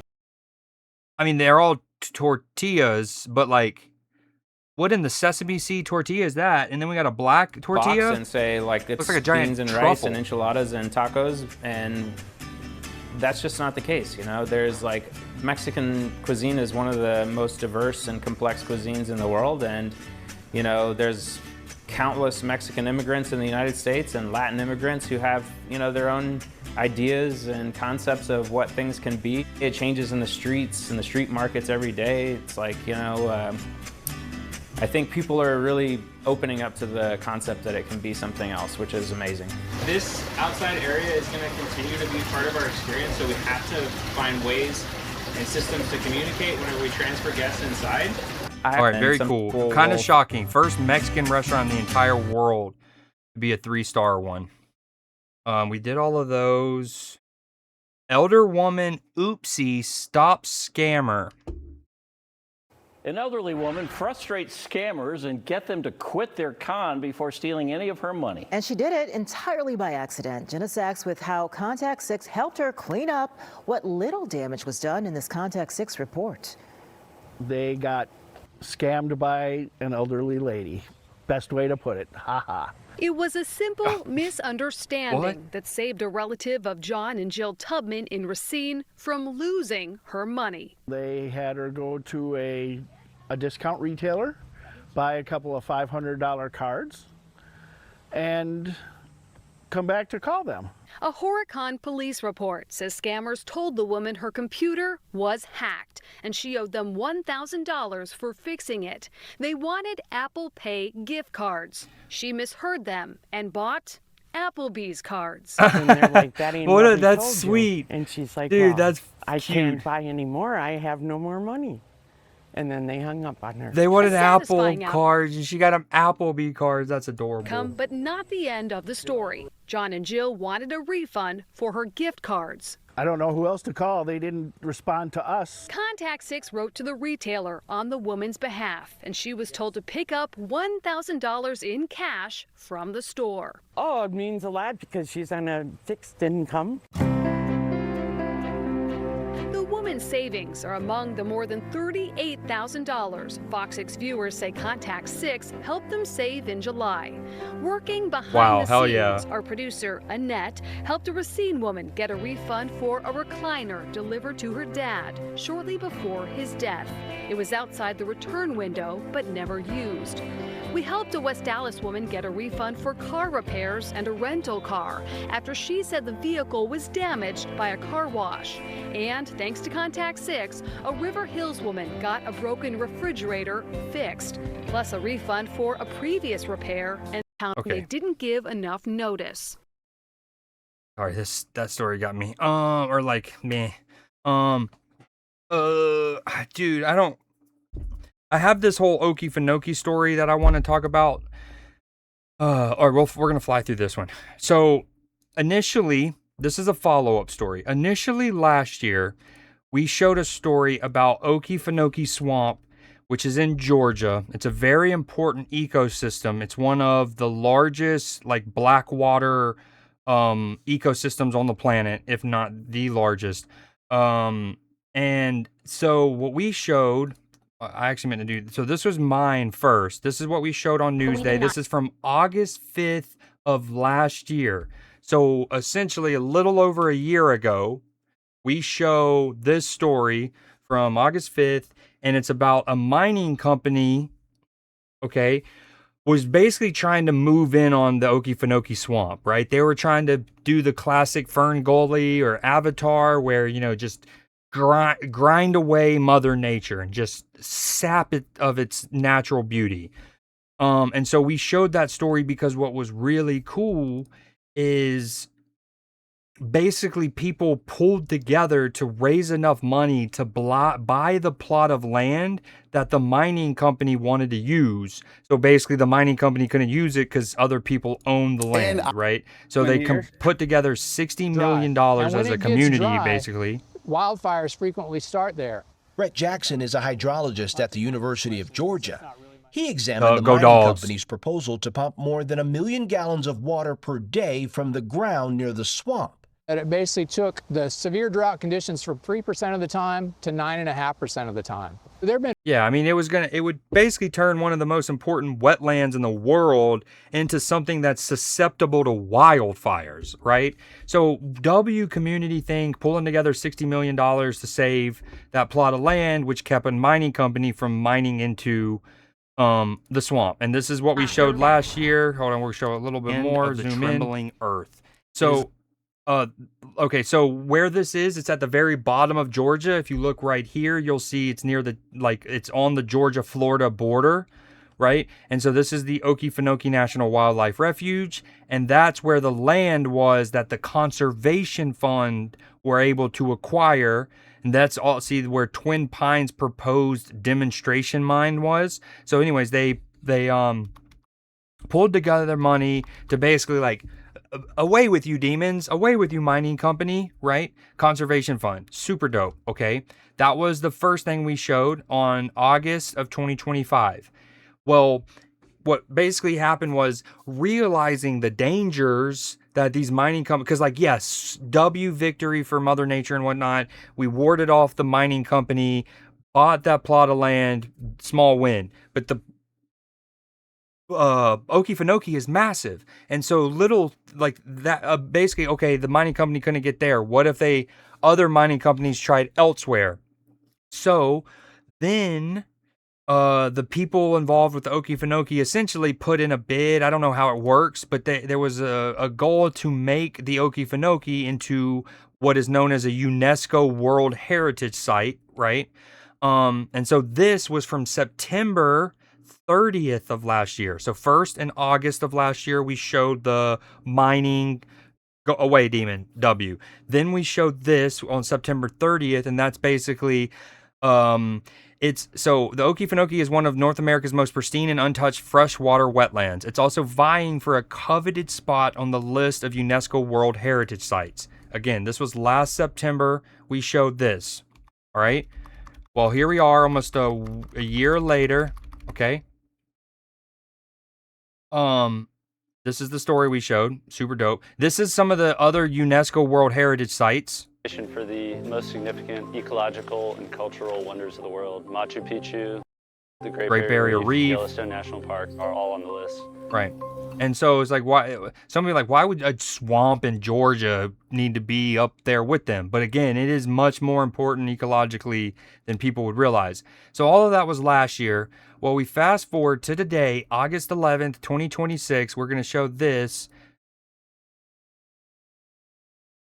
And this is from very recent. This is from 2 weeks ago. 2 weeks ago. So mid-June of 2026. So delighted to share that the Okefenokee National Wildlife Refuge is a World Heritage Site. Sexo! It's the I actually get chills. And let me pause. There's going to be a lot of people who be like, who cares? This is Newsday. This is boring and understandable. But this is my show, and I'm from Georgia, and the Okefenokee means something to us down here. And so if I want to show it, I want to show it. If find someone else who does Newsdays, and they can do their own little local swamp stories if they want, right? This is my Newsday. I'm showing it. Fuck World yes. Heritage Site for the United States of America. And that makes the United States 27th UNESCO World Heritage Site. The very first World Heritage Site for the National Wildlife Refuge System managed by the U.S. Fish and Wildlife Service. The first World Heritage Site for the state of Georgia, and the second World Heritage Site for the state of Florida. Okay, so one, W, that's Georgia's first and only world UNESCO World Heritage Site. Obviously, it's hard to get those. Secondly, not gonna lie, I'm a little greedy. I hate that Florida gets credit. Yes, it does go over into the Florida, across the Florida border, but man, it's a bummer that Florida gets credit for that. What an incredible accomplishment, only made possible because of you believing that this was possible. After 44 years, the Okefenokee is a World Heritage Site. Yeah, I got chills. I didn't realize they'd been trying to get on the list for 44 years. Love that. There has not been a natural site inscribed in the United States of America in more than 30 years. That's sick too. This is the first natural, natural site that they've added from the United States in over 30 years. So basically, it's hard to become a UNESCO World Heritage Site. It's tougher, especially nowadays, for you to be a natural, wonder kind of one. And the United States haven't had a new one in over 30 years. The United States of America in more than 30 years. We cannot wait to welcome you here to the Okefenokee. Thanks to our partners, our investors, our community members, the incredible staff that steward the wow, look at that owl. Refuge, and the incredible staff of Okefenokee Adventures and Okefenokee Swamp Park. I say, and that thing can probably maul me. We're so excited for this moment. Thank you for believing. W. I freaking love that. I love that. I love that. I love that. Okay, we're getting into the final stretch here. Let's do these. So these were also left over. So how do I word this? The elder woman and the scam story in the Okefenokee, that is new for this week. All of the ones above that, I was going to show last week. These two, I was also going to show last week, so let's go ahead and get these out of the way. WA has a new golden claim to fame with the Perth Mint unveiling a record-breaking gold bar weighing more than half a tonne. It's officially secured its place. 1,000-pound gold bar? That seems excessive. In the Guinness World Records. From tiny granules to a gleaming giant. There we go. Tipping the scales at 521.2 kilograms, it's the largest gold bar on the planet. I'm referring to this as the People's Bar. The Perth Mint smashing the previous... Yeah. Dude, sometimes these politicians and stuff, they're so out of touch. I'm going to refer to this as the People's Bar, as if any of the people that could use extra money for groceries or whatever are going to get any semblance of benefit from this giant pissing contest of a gold Guinness bar. World Record set in Dubai by more than 200 kilograms, refined to an exceptional... That's modern day world. Australia sets the world record for the largest gold bar, and they achieve it in Dubai. 99.999% purity. The technical capability to get the purity to over 5.9 Now that is dope. That part is dope. you know, when you think of like forge work and metal working and things like that, right? Metallurgy, the fact that you can get that many little pieces of gold and then essentially stitch them together into one ingot that maintains that much purity is actually a technical bit of brilliance from whoever worked that forge. Is very, very difficult. 35 specialists bringing the bar to life using gold from 9 different Australian producers, including BHP and Newmont. They did use Australian the metal producers, melted at nearly 1400 degrees, poured into a mould, and a week later emerging as a record-breaking bar worth at least... Dude, how many different countries are going to now get into like a freaking Cold War of who can now usurp the other for the biggest gold bar? $95 million. There's always a premium on gold, those that are dealing it and trade in it. What's the premium over that? I don't know, but I'd like to think at least double. To give you a sense of the scale, this is a $1 coin and this is the gold bar, measuring about 90 centimetres long and 20 centimetres high and wide. It's a made in WA success story. It just goes to show what Western Australians are capable of. The bar on display at the Perth Mint from late September. Sophie Fenner, 9 News. Wow, kind of wicked. All right. Willy Wonka's gold bar kind of ticket. Corgi race on a horse track. Now, we have shown corgi races many a times. In fact, one of my alerts is a corgi race for a bit. So hold on, let me trigger it real quick. Here we go.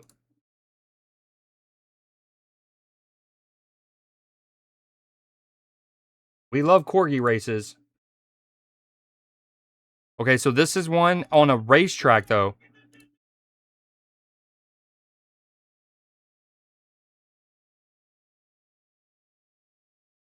Okay. Oh, here come the doggies, and this time it's a fair start, Huckleberry. Holy cow! Brad! Wait, this is a full-on dog. This isn't just corgi racing.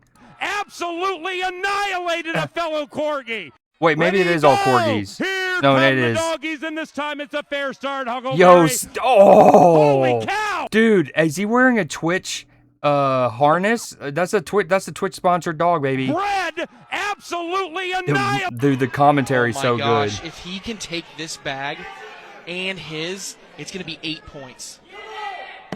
And he did it! Oh, wow. You've got to be kidding me, Ryan. Wow. What a Oh toss. my gosh, if he can take... Dirt. Check the slow motion. Shortest race ever. Camera. We are going to see who wins. Thank you to all of our competitors for competing in the 1.9 meter dash. 1.9 meter dash. I wonder what is the technique. Dirt. Check the slow motion camera. We are going to see who wins. Thank That's you to incredible. all. You can't dig your fingernails, and he's telling him to come down. He's saying, you got to come down. And he's like, no, I didn't do it. The Ocho is back for its 10th year with 23 new shows from August 6th to 9th. So here disqualified. He just goes back to the start, right? He comes down to the start. In the green, TJ Dunmeyer is pulling ahead. And TJ is the tallest competitor. They must be sweaty after that sprint. Real. Pillow fighting championships. Oh, that's a DQ, dude. You can't be hitting the ref. That's a DQ. Yuri, get him. Give Yuri a pillow. Give that referee a pillow. Dude, he tries the little roundhouse, bro. Jim. Oh my God, that's 88 insane. skips. 42? He has this interesting wind up there. It almost reminds me of a Statue of Liberty type stand. Whoa, Ooh. look at that. That's a big first toss. Whoa, You don't whoa, often say that. whoa. Listen, guy- So as impressive as the rock toss is, can we talk about the little cool galleon toy boat that's on the water? Look at this. He got Hold on. 42 That's insane. skips. On that's that a one. Look at this little guy. big number. You know, It's a little toy galleon. I fuck with that that. can I want to steer that on a be pond. intimidating to the guys. Look at that. That's who haven't awesome. thrown yet, Jim. Oh no. Oh. Death diving. No thanks. Oh my God. Dude. Is it okay? I think the goal is to make yourself look like you're gonna belly flop as worse as possible, but then of course the technique is to like do something to prevent a really bad belly flop.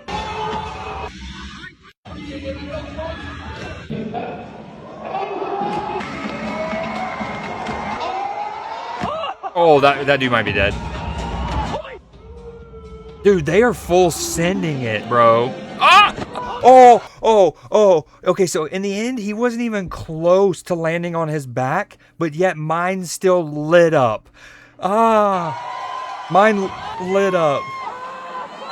Oh, yeah, he's dead. Dude, what are they getting launched out of? Oh, he's just in a Speedo. That's bold. Dude, some of these. How long he's gonna hang on here? Stein holding competition. We gotta vote on that. That is why they call him Scareface. It looks like he saw a ghost. Yo, what up, drink Lux? from a What stein. penguin game? Yeah, you know, part of what we want to see here is everybody having fun as well. This is obviously a... Yo, recently there was a video of Aaron Donald, and you know when you're at like an office and they have the big water jug, right? Like a big jug of water. There's a video of Aaron Donald holding it with one hand, and he's just swirling it and the water's coming out. And there's a lot of people who are like, dude, that's not that impressive. But like, bro, water jug video.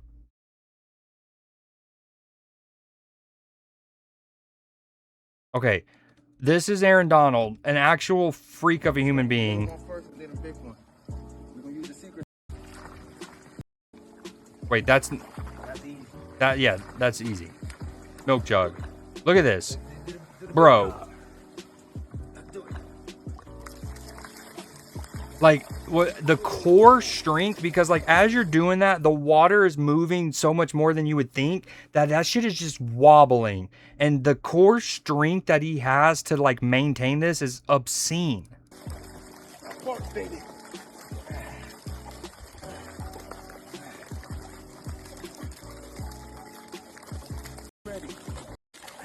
And like, look, his body is barely quivering. If you and I went and tried that, not only would it go everywhere and we would drop it and we would need to use two hands and it wouldn't work, but even in the times we could get it to work momentarily, our bodies would be recoiling like crazy. And then I saw a video of somebody trying to do it. They're like, oh, that's not that hard. And then they do it and they were like, yeah, that was harder than we thought. The league is in trouble. How did this man do this?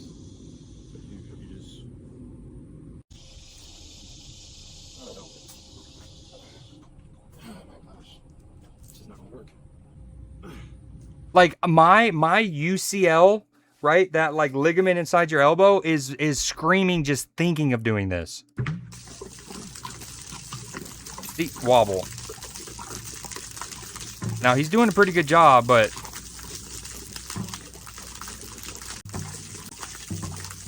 it is a lot. It's a lot of wasted water. That's why he did it. Aaron Donald did it in a pool, you goober.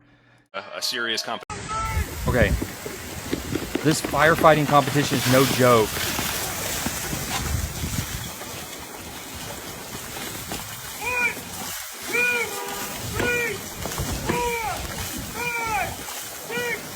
Club Penguin. The game. Oh, you're talking about Big Walk, huh? All right, later exit.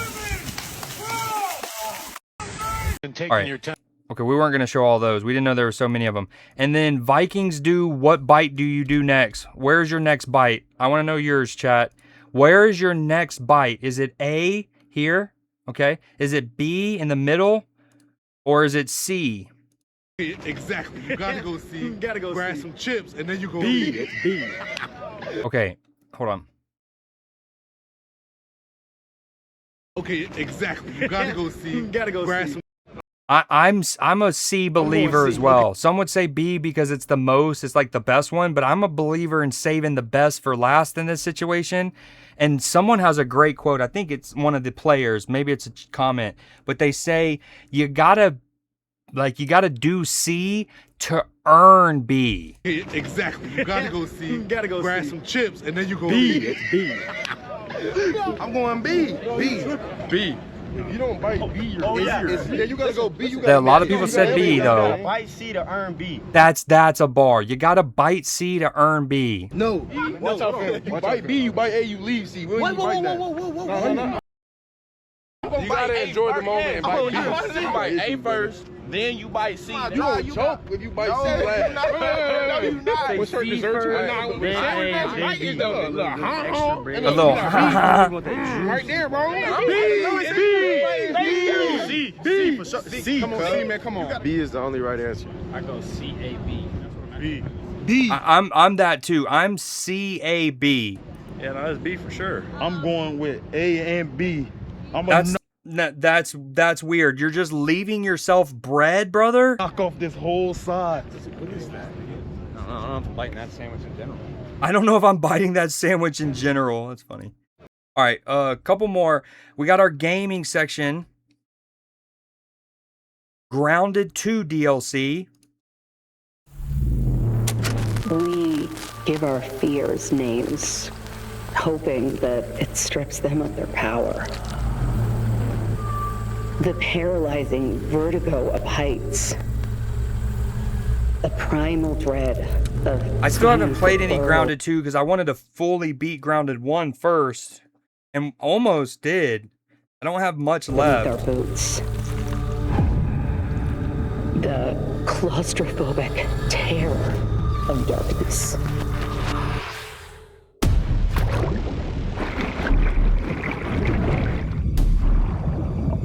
I thought we understood the risks when Ominent sent us down here.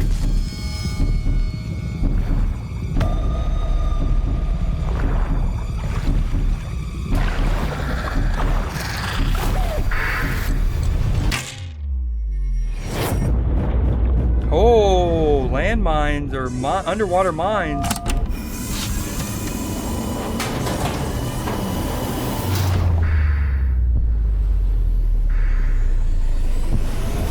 Whoa, we're deep diving into the abyss, baby. Wasn't what was waiting for us in the dark.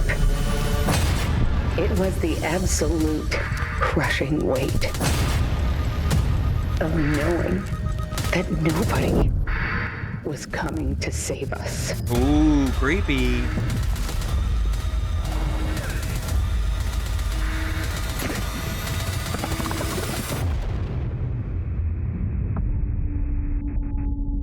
Into the abyss. Oh yeah. Okay. No Man's Sky 10-year anniversary. Wow, time really does fly.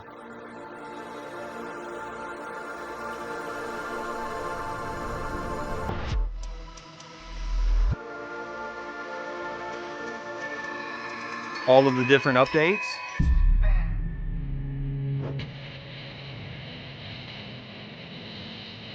Oh, sweet. I like this little recap.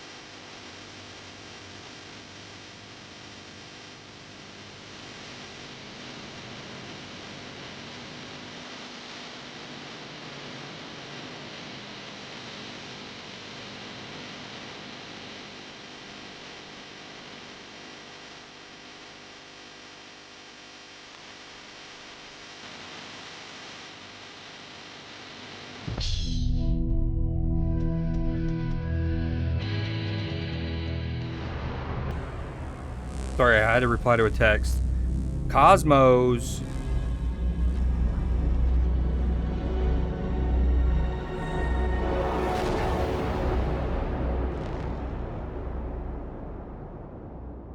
All right. Okay. Sleigh Blade. Now, I don't think I showed it in Newsday. I just showed this on stream one of the times randomly, and it was very prototype. In fact, the video that I showed, I wasn't sure if it was AI or not. Because it was like clearly a Beyblade inspired kind of knockoff game. Well, apparently it's official, and this is IGN's official trailer for it from this week.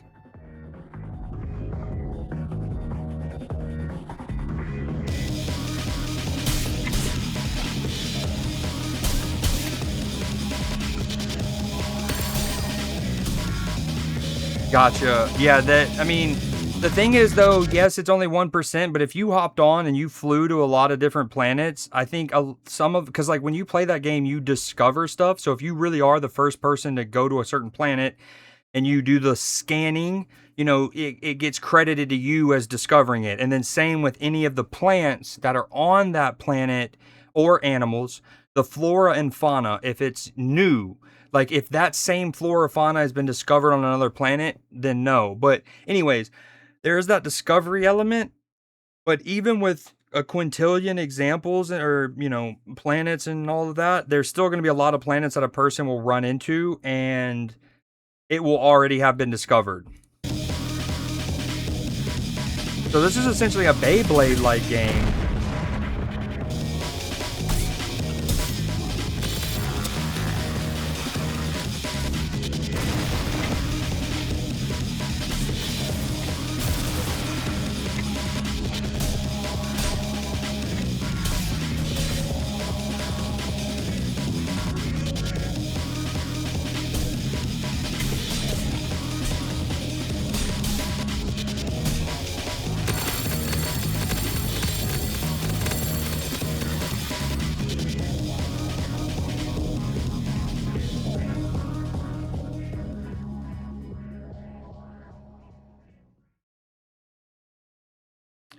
Okay, sorry about this. Text message reply to final stretch. Netflix billboard publicity stunt. Very cool. Now on to what's trending this morning. Take a look at this. Take a really good look. No. This is hilarious. Yo, that's a detailed ass billboard. Okay, so first off, the show's called The Last House. Incredibly, even if there wasn't a person living in there, even if there wasn't a three-dimensional element, this is a wickedly detailed billboard. But then the fact that there's somebody up there? Not deceiving you. There's actually a person, there he is, living inside a billboard sign. So apparently the performer is supposed to be attempting wow, if you can find a video on that, that'd be great. Maintain a sense of normalcy while being stuck, so to speak, in his billboard house for extended periods of time. It's a publicity stunt for a Netflix movie called The Last House. Yeah, it's a sci-fi thriller about a family of four who become sealed in their house with no way out. The stunt's obviously working. There's been a lot of people generic coming out. And wait, first off, hold on. Gotta love the legally distinct, brand neutral Frosted Flakes, right? And then secondly, is this Haley? What? Not the guy who was in the kid who was in Sixth Sense. He's been in a lot of things now as adult. What is his name? Haley Joel Osment. Acting with him, you can see, and they say they want to see the no, movie I don't. Never now, mind. for sure. I don't think it's him anymore. I was just around the corner and I got a notification on the Citizen app that yo, the lights flickering. That's got to go. I was like, I'm gonna just drive and check it out. Looks pretty cool. It's a good marketing stunt. I think it's definitely creative. My thing is, though, I don't care how much Netflix is willing to offer. Like, okay, they wanted the flickering lights for the ambiance of The Last House. Clearly, it's scary horror kind of movie, and they wanted the flickering lights. I get that from, like, a presentation standpoint. But from, like, a safety standpoint and just general common sense, it's almost like I don't care how much Netflix is offering me. If I'm a city, you would think they'd be like, no, we're not letting you have flickering lights on. Definitely creative. I mean, that's not a bad deal. I think that would be kind of cool. That would be to cool. live in a billboard? Well, not permanently, but I mean, to get paid to hang out. Yeah, you get a great view. In a little home billboard. That's pretty I mean, how much room does he have, though? Yeah. How many square feet it is? Whatever. Probably not much. Not very Ooh, much. I'm also Hopefully- curious. Like, I wonder if the like living space extends to either side of the billboard, and he can like walk on and like you know, make himself visible on this side, make himself visible on that That's side. clever. Yeah. How many square feet it is? Whatever. Probably not much. Not very much. 100? Hopefully there's a Yeah, restroom. Not very big. Hopefully there's a bedroom indeed. Okay. Xbox 360 games coming to PC. Xbox 360 games are finally coming to PC. The rumored disc-to-digital program is actually very real, and all the details have just been leaked. If you own an Xbox One or Xbox Series X console, all you have to do is put your original Xbox or Xbox 360 disc into the console's disk drive, and you'll... Okay, first off, this already existed. I'm kind of confused. This already existed. Xbox has been at the cutting edge of backwards compatibility for a while now, and they've let us use our physical disc to like play games on our consoles for a decade now. receive a digital license for... Ah, that's the kicker. So previously, like I have physical Xbox games, right? If I put them in and they're backwards compatible and all that, without having to spend a cent on the digital storefront, I could just plop my physical disc in and then play that game. But if I took the disc out, I would then not have access, just like old school gaming, right? Pre-digital age. This is now you're essentially putting it in to your console, and then you're now registered as like having the digital license for it at no additional cost. Now the question is, how is this going to play with like, clearly they have to have something to where I can't go to GameStop, buy a game, put it in my console, have it registered, and then go trade the game in. For that game that is then linked to your account. After that, you can play these games. The play anywhere aspect is obviously dope. You play on your Xbox, play on your computer. Anywhere. This includes the Xbox app on your PC, handheld devices like the Ally, as well as Project Helix. They have confirmed full backwards compatibility with next-gen consoles. Hell But yeah. this will also not kill the resale market, Okay. since all of these digital licenses are paired with the discs that they come from. So if that disc goes into someone else's Xbox because you sell it, or maybe you just want to lend it to a friend to borrow, it will revoke the license from your account and be That makes transferred to sense. that new one. That's still though, now that I want to pop in so many games and get my digital like license of it. It's a very clever system and makes physical discs just as important as they are now. But If you not don't more have the so, disc, kinda. this program will also allow Xbox 360 games like Fable 2 to be purchased on the Xbox Store. Buy it, Oh, sweet. download it, and you're good to go. No cloud streaming services needed like you do now. Although we're going to have to wait between 2027 and 2028 to get all of these Xbox 360 games, October of this year, we're going to be able to have the original Xbox game Back compat on PC full launch. Original Xbox titles on PC via Game Pass or the Xbox Store. on PC. Finally, some I love how they're doing this as an answer again because of what Sony and PlayStation are doing on the digital front. good gaming news. Okay. All right. The last from the video game movies section. It's a video game coming out called Grand Theft Timeline.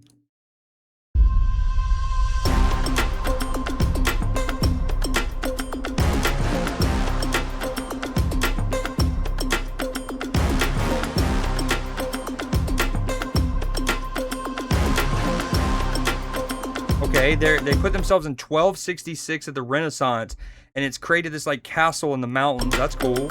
My question is, would they have the maps? Can't be that big because they're essentially preloading over 200 instances. I'm imagining. I do love the concept that we drop in and you got to steal something as a group. So we go into Egypt and we got to yoink something.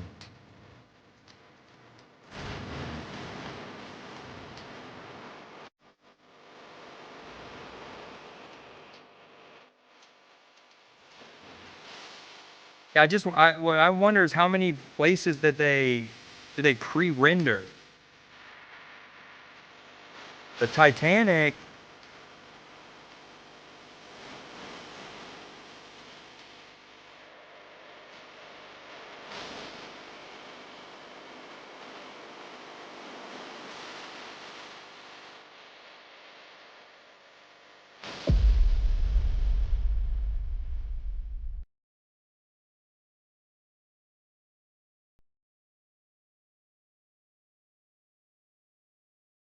Okay. Oh,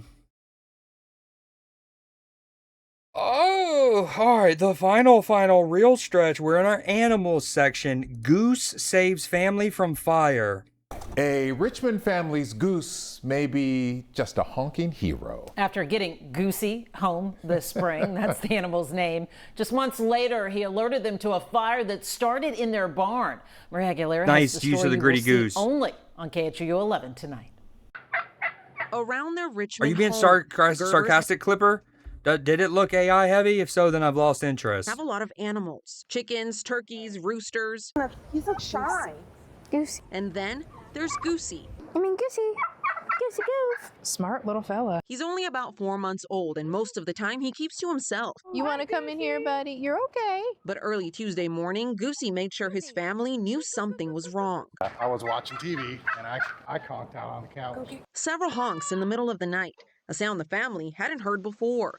Honk, It was all honk. caught on their I mean, security clutch. camera. So Their barn clutch. on fire, and Goosey sounding the alarm. And I just casually came outside and I saw fire bellowing out of there. And I grabbed a water hose and ran over there. Quickly, he put out the flames. The animals inside somehow safe. A few more minutes, the family says, could have changed everything. If I hadn't been woken up, I think a couple more minutes, it would have been out of control. Like, what in the actual? Oh, yeah, like when he went to grab the egg from the dinosaur, it was just like, meh. Although that shot of the dinosaur does make me kind of excited for that Turok reboot that's coming out. Did my goose actually do that? 4 months ago, Oh, Chelsea Gerber didn't even want a goose. They went to a Hug a Goose event. hold on. Ah! She didn't even want a goose. They went to a Hug a Goose event, and then later this goose saves the family's lives. And that's where Elaine fell in love. What made you want to get Goose? Geese. Well, I Question mark? mean, but when we got him, Wait, he no. was so They have one goose named Goose. Okay, I'm caught up. small, and he was just so fluffy. When I got to pet his head, he would just rest his head on my arm, and it just made me tear up. Now, the goose she wasn't sure about is their unlikely hero. I definitely don't regret getting the goose, I'll say that. They're even thinking about getting him a friend, a Lucy. You got to be careful. And Goosey. Canadian geese are menaces. Absolute. One of the most rowdy animals in the animal kingdom. Lucy for Lucy Goosey. I can start my own business. In Richmond, Aw. Maria Aguilera, KHOU 11 News. Yeah, that's also probably should be a story in and of itself. You know, sometimes news days can spin out, and where our interest gets piqued on something in a Newsday story that we digress. That could be one of them. Like there's a Hug a Goose event, and why doesn't more counties have that? Doggo Drive-In Airbud Night. Well, a popular dog is returning to the big screen next year, but the pet food company Pedigree is giving you the chance to see it early. Kansas City is one of the 3 cities to host a preview for Airbud returns. As KBC9's Alan Shope explains, the Boulevard Drive-In is encouraging you to bring your pet. You never know what you'll find. Yeah, weekends at the Boulevard Drive-In Theater are all about the swap and shop. Every Saturday and Sunday from 6 a.m. to 2 p.m. How much for that shirt? There are a lot of great things and some cool stuff. The theater known for putting on more events than just movies, and there's a really big one with a lot of bark coming on Monday night. I'm a sucker for drive-in movie We theaters. really implore everybody, even if you don't have a dog, come down, enjoy the event.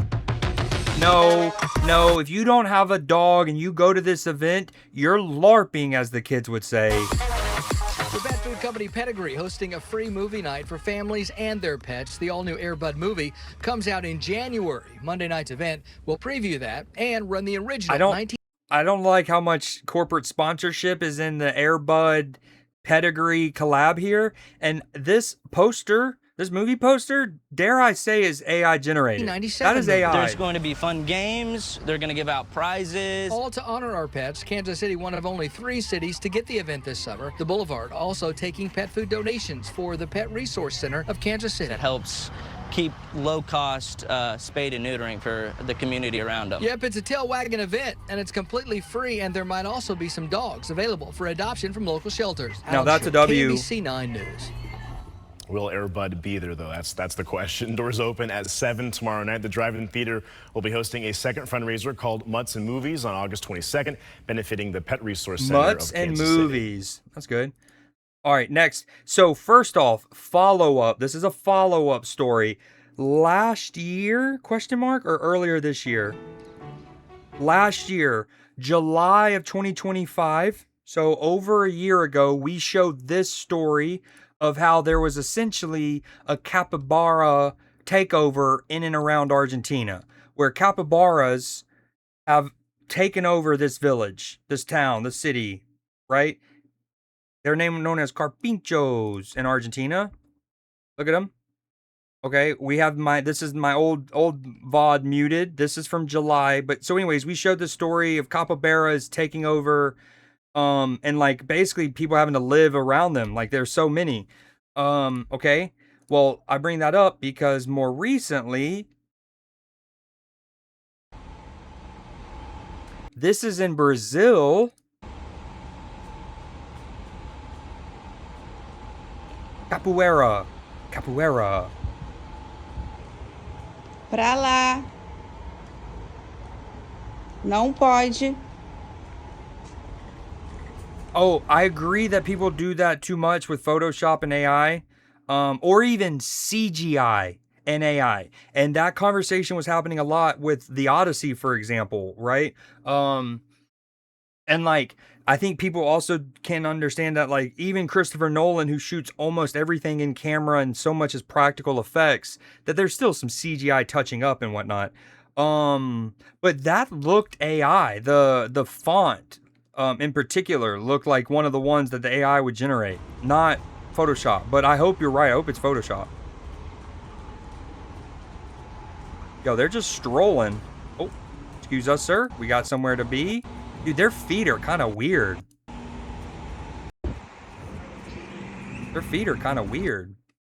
Okay, Officer Nimitz, Sheriff of Amsterdam. Meet the cutest police officer.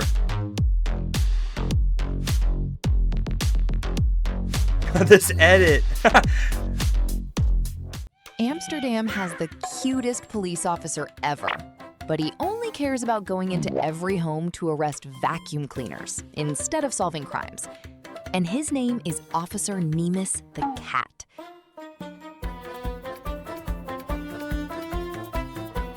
Nimitz the police cat got this job not because he spent years studying at police academy or working at Paw Patrol, but both of y'all, good. That's good chatting right there, guys. Way before he was even hired.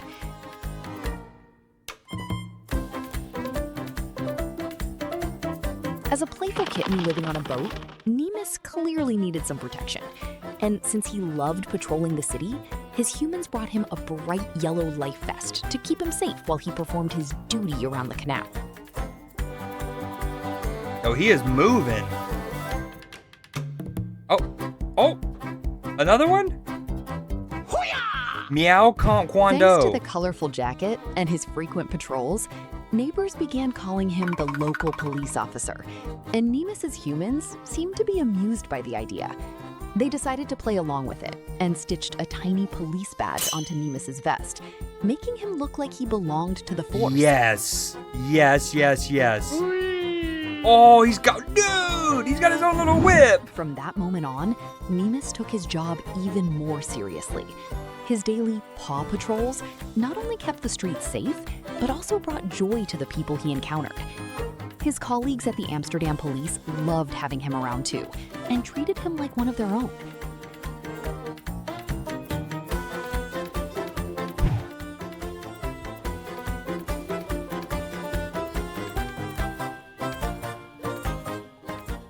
People come from all around to meet Nimitz, and often ask if he's thank you, Officer that's so dope. for your service. Nimitz. Okay. Moving on. Okay, so last week I thought about showing this, but it's kind of sad and I didn't want to show it, right? But this icon is such a staple of Newsday and our growth of Newsday that I got to show it eventually. Now, I was talking with Attaboy. I would really like to eventually do an edit where I take little snippets of the various times that we have talked about Jackie and Shadow. from Newsdays over the past 2 years, right? And make it into like a "in the arms of an angel" kind of edit.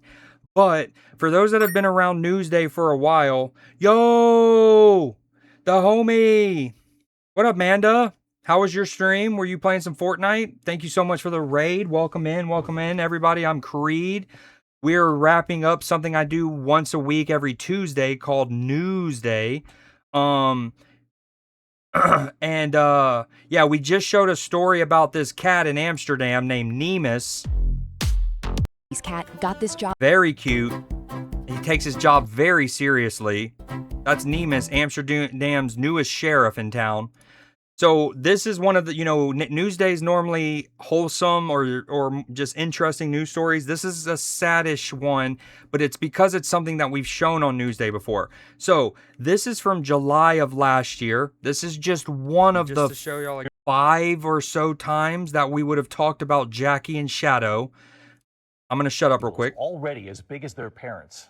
Because remember, we watched them when it was just the mom and the dad, and they were surviving a storm. We watched them when they had the eggs. We watched them protect the eggs in another storm like a month later. And then we watched them get hatched. Tonight, all eyes on that eagle nest. We first reported on that family of bald eagles in Southern California's San Bernardino Mountains in March, capturing the world's attention. So many. And shout out your boy. In October or November did it when again. Okay, so this is just in a snippet. We've been showing Jackie, and they have eventually had two baby eagles, Sunny and Gizmo, I believe. Right? So you had Jackie, Shadow, then they had Sunny and Gizmo. Well, can we get some 07s, please? All the 07s we have for Jackie. Now at 3:30, we continue to follow breaking news. Beloved Big Bear Ball. Ooh, you played some Jackbox? I've only played it a few times, but the few times I've played it, I loved it. I also think Jackbox is cool because only like one person needs to own it, and then they essentially host, right? And then other people can join without actually having to pay for the game. Eagle Jackie has died. Oh, you do, yes, the Ojai agreed. Raptor Center, where Jackie had been receiving care for the last several weeks, announced she passed away early this morning. Jackie has been a SoCal fixture for years. Tens of thousands of people have watched her and Shadow through a live stream of their nest from the Friends of Big Bear Valley. We actually have that as a big loss for nature lovers here and around the world. KTLA's Shelby Nelson is live in the Big Discord. The link to the live camera for them is actually pinned. It's pinned in our Discord. Shelby, this is. Ooh, yes, I'm so down. If you can, I'm going to try everything I can to remember that. If you can also help me remember, that'd be phenomenal. And in fact, if we can, I'd even be down to do like a co-stream thing. I need to start doing that more. I did it when it first came out as a feature, and I haven't done it again in like a year and a half. But I would be down to like not necessarily share chat, but stream together. And you obviously host it, and then I play in the game. I would love that. Not the news any of us wanted to hear. Yep. It is with great sadness and heavy hearts to bring you the latest update from the Ojai Raptor Center. Please be kind to yourself, to others, to the Friends of Big Bear Valley team, and to those at Ojai Raptor Center. Now, we, of course, have been following this family as well, showcasing them, and thanks to the Friends at Big Bear Valley, they had those nest No, we got to give, this is a true American hero, and we got to give it the proper send-off.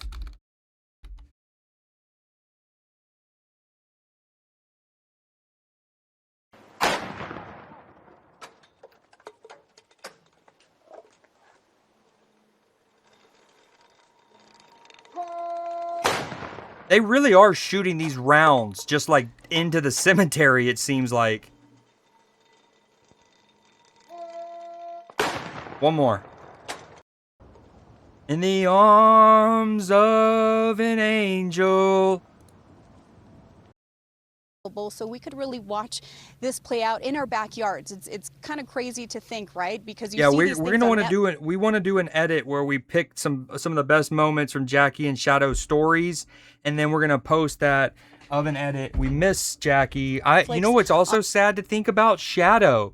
Shadow's Gonna have to raise Sonny and Gizmo by on himself. the Discovery Channel, but we know that this was happening here in Big Bear Valley. Now I'm going to bring in John Saunders. John, come right over here because I know that you've been Damn, here she just for summoned him several like a years, more witch than does a 20 years, broom. You told me, right? I mean, his shirt. 20 years, yeah. Can we talk about Captain this John, guy's you fit? can see it on his hat. Captain John's Von Harbor. In case the aura wasn't enough already, just look at the man's hat. What were you telling me earlier today? Because And then you he have loved seen that. these eagles Yeah, up damn close right. and personal. This is like a neighbor to you. Yeah, they've been like neighbors to me. I got to know Jackie. She got to know me. And Woody, my friend Woody. Guy that I mean, works dude, there. his hair, hold on, kind of looks like a bald eagle. He kind of got a bald eagle flow going on, dude. He's got the bald Eagles eagle. up close and personal. This is like a neighbor to you. Yeah, they've been like neighbors to me. I got to know Yeah, I Jackie. need his She got to his know get me. ready with me. And Woody, my friend Woody, guy that works here. We would come out Exactly, here and she'd Clipper. fly over They and did the New York Times Sunday crossword together. If you didn't know, I'd bud. give her a certain little whistle. She'd come down and fly right over our heads. It was very cool having her here. John, how do you feel? I mean, we heard the heartbreaking news about Jackie. You'll no longer be able to see her anymore. We were all hoping that maybe she would reunite with her family, more specifically with Shadow.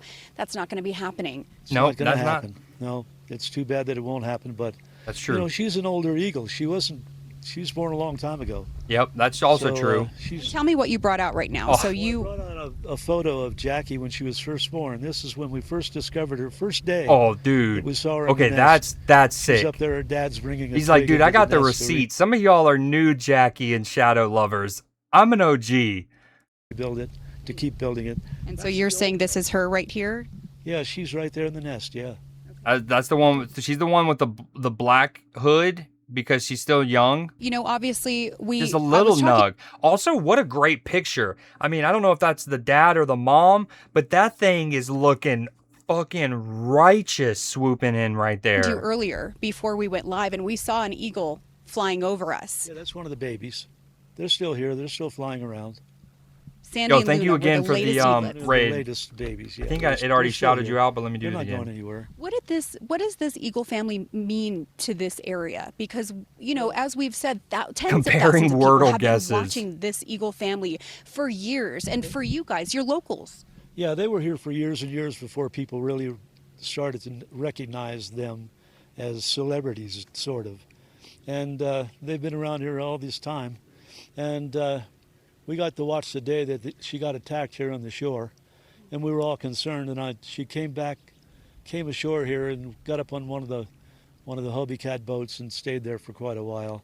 And I saw her. She rehabilitated on a lake boat. That's a got queen. on Facebook and said, anybody know what to do? Well, I had a rough outing. I'm just going to go and drink my sorrows away on the lake all summer long on a boat. People from all over the country called. They called the fire department and the rescue people and everybody. So everybody came right away. The fire department came down and spent the whole night. Since we got a lot to do, and we're going to move on one more time for Jackie. We're going to try to have a new update on Shadow as soon as we can. Okay, next story. New spider monkeys at the Nashville Zoo. Last week, we showed the red pandas being born in the Knoxville Zoo, which, by the way, there's still the naming competition going on. I need to submit $25 so I can at least get one entry in.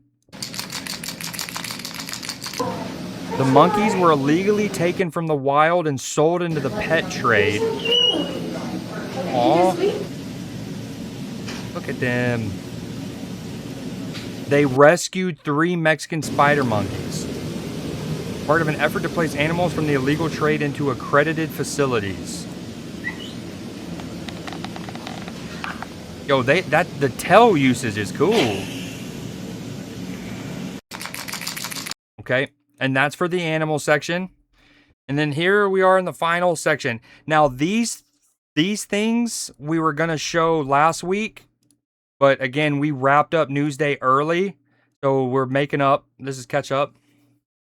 Now for nearly 24 hours, or Talons down. Has been flowing again on the Parkway East. It reopened last night a full week earlier than had been expected, but now it turns out there was a hiccup in the process that could have been... Wait. Delayed detonation nearly causes disaster. problem, and it was caught on camera. Lauren Linder has the details only on KDKA. The Parkway East is back open, but PennDOT crews are continuing to clean up debris from the old bridge on Commercial Street. That's exactly what they were doing the day after the implosion, when they had a very close call. Check out this video. A blast and then a plume of dust suddenly fills the air at the Parkway East construction site. The moment captured on PennDOT cameras around 7:40 in the morning on the 17th, almost exactly 24 hours after the contractors blasted the old Commercial Street Bridge. Oh, okay. So at first, I thought they had set a dynamite, like let's say on a Monday, and then they tried to blow it up, and it didn't blow up. And they're like, oh, we got a dud. And then they maybe do another one, boom. And then they just go on about their business, and then the next day, they send their workers out there, beep, beep, boop, and then randomly goes off. That, I was going to say, is incredible negligence. What they did was they set up a bunch of dynamite, and all of them except one or whatever went off. And so they thought they were chilling, and then In the next video, day. you can see what appears to be workers running away as others turn to look, trying to figure out what happened. Everybody was caught off guard by it for sure. District 11 Senior Assistant Construction Manager John Myler now confirms to KDKA as their crews were cleaning up debris from the demolition of the bridge, a piece of equipment hit an explosive that hadn't gone off in the initial blast. That's kind of wicked. Just a random piece of debris hitting the dynamite. Also, who's to say that this isn't Tyler Bass's missed field goal that helped the Steelers secure the division title last year? Y'all remember? The winds are swirling. The winds are... spoiler alert, the winds were not swirling, but sometimes you just got to manifest what you want in life. Yo, Lady Clutch, welcome in. How's the audio and tech stuff, by the way? A piece, doing demolition of the bridge, struck a piece of... You ever get that ironed out? And, Okay. Initially combed the area after the implosion on Thursday and gave the all clear. They gave the all clear, but there was still a dynamite. Following this incident on Friday, they were called back to the site to make sure there was no other unexploded Yeah, I would hope dynamite so. They need to do a for some thorough reason, land sweep. This one stick apparently was not detonated. Certainly. Myler says no one was hurt and no equipment. For one Newsday, one time we showed the story of like a rat, basically in Tanzania, I think it is. In the country of Tanzania, they essentially train rats to be mine detectors and explosive detectors, and then they get employed in Southeast Asia where there's a lot of mines left over from like the Vietnam War, Korean War, the French Indochina War. And so yeah, and one of the rats is like accredited to having potentially saved hundreds of lives because of how many mines he's successfully detected, and then they were able to defuse them. They need to get that guy out here. Damaged. And he says PennDOT doesn't plan to pursue any further investigations with the Okay, that's wicked. Next story. So around Europe, because of a heat wave, we've had a lot of like droughts and water levels that have been lowered, right? Okay, so what were we doing here? Well, okay, on a recent Newsday, we also showed a story about this. Hold on, that's somebody landing a plane on Huntington Beach. That's the story of the dog who didn't get the hot dog. Maybe it's this. Grace is also offering No. free Okay, village anyways, housing we'll have to free pull that healthcare up later. students in exchange At for one point, we showed a story of this, but we're going to keep it moving. So because of the heat wave, water levels are lower across Europe. And the Danube, which is one of the most important rivers in Europe, has record lows. So suspected mammoth remains emerged from the Danube River. Yesterday, a person from the village of Yahavo called. And together with the mayor, they said that they could see what might be bones of ancient I remember what story animals. we had shown prior. It wasn't in Europe, it was in Asia, but essentially lowered river water levels had exposed like a 3,000-year-old temple or like castle, an incredible structure that was submerged. We've sent a specialist from the museum, and they identified them as mammoth bones. So far, they have registered a lower jaw, 2 tusks, possibly a rib. But tomorrow morning, we will organize their transport. A boat will be used, and a van will be used. Once they arrive at the museum, we will be able to display them. After that, their conservation must begin, and the exact species of this mammoth must be determined.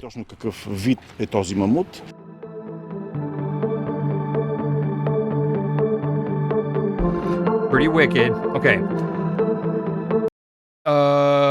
Here's one. This is across Europe.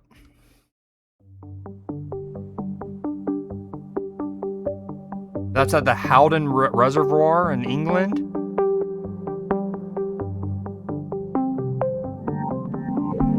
Danger, soft mud. This is in Bulgaria. This is essentially what we just showed, right? Mammoth bones. The Danube rivers. It also revealed a ship that sank in 1937. That's cool.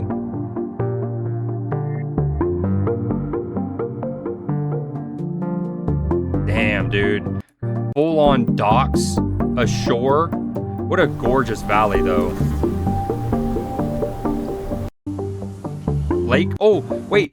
Okay, so somebody in the community named Ink, not to dox him too much, but Ink actually lives near Lake Constance in Germany. This is on the border of Germany and Switzerland.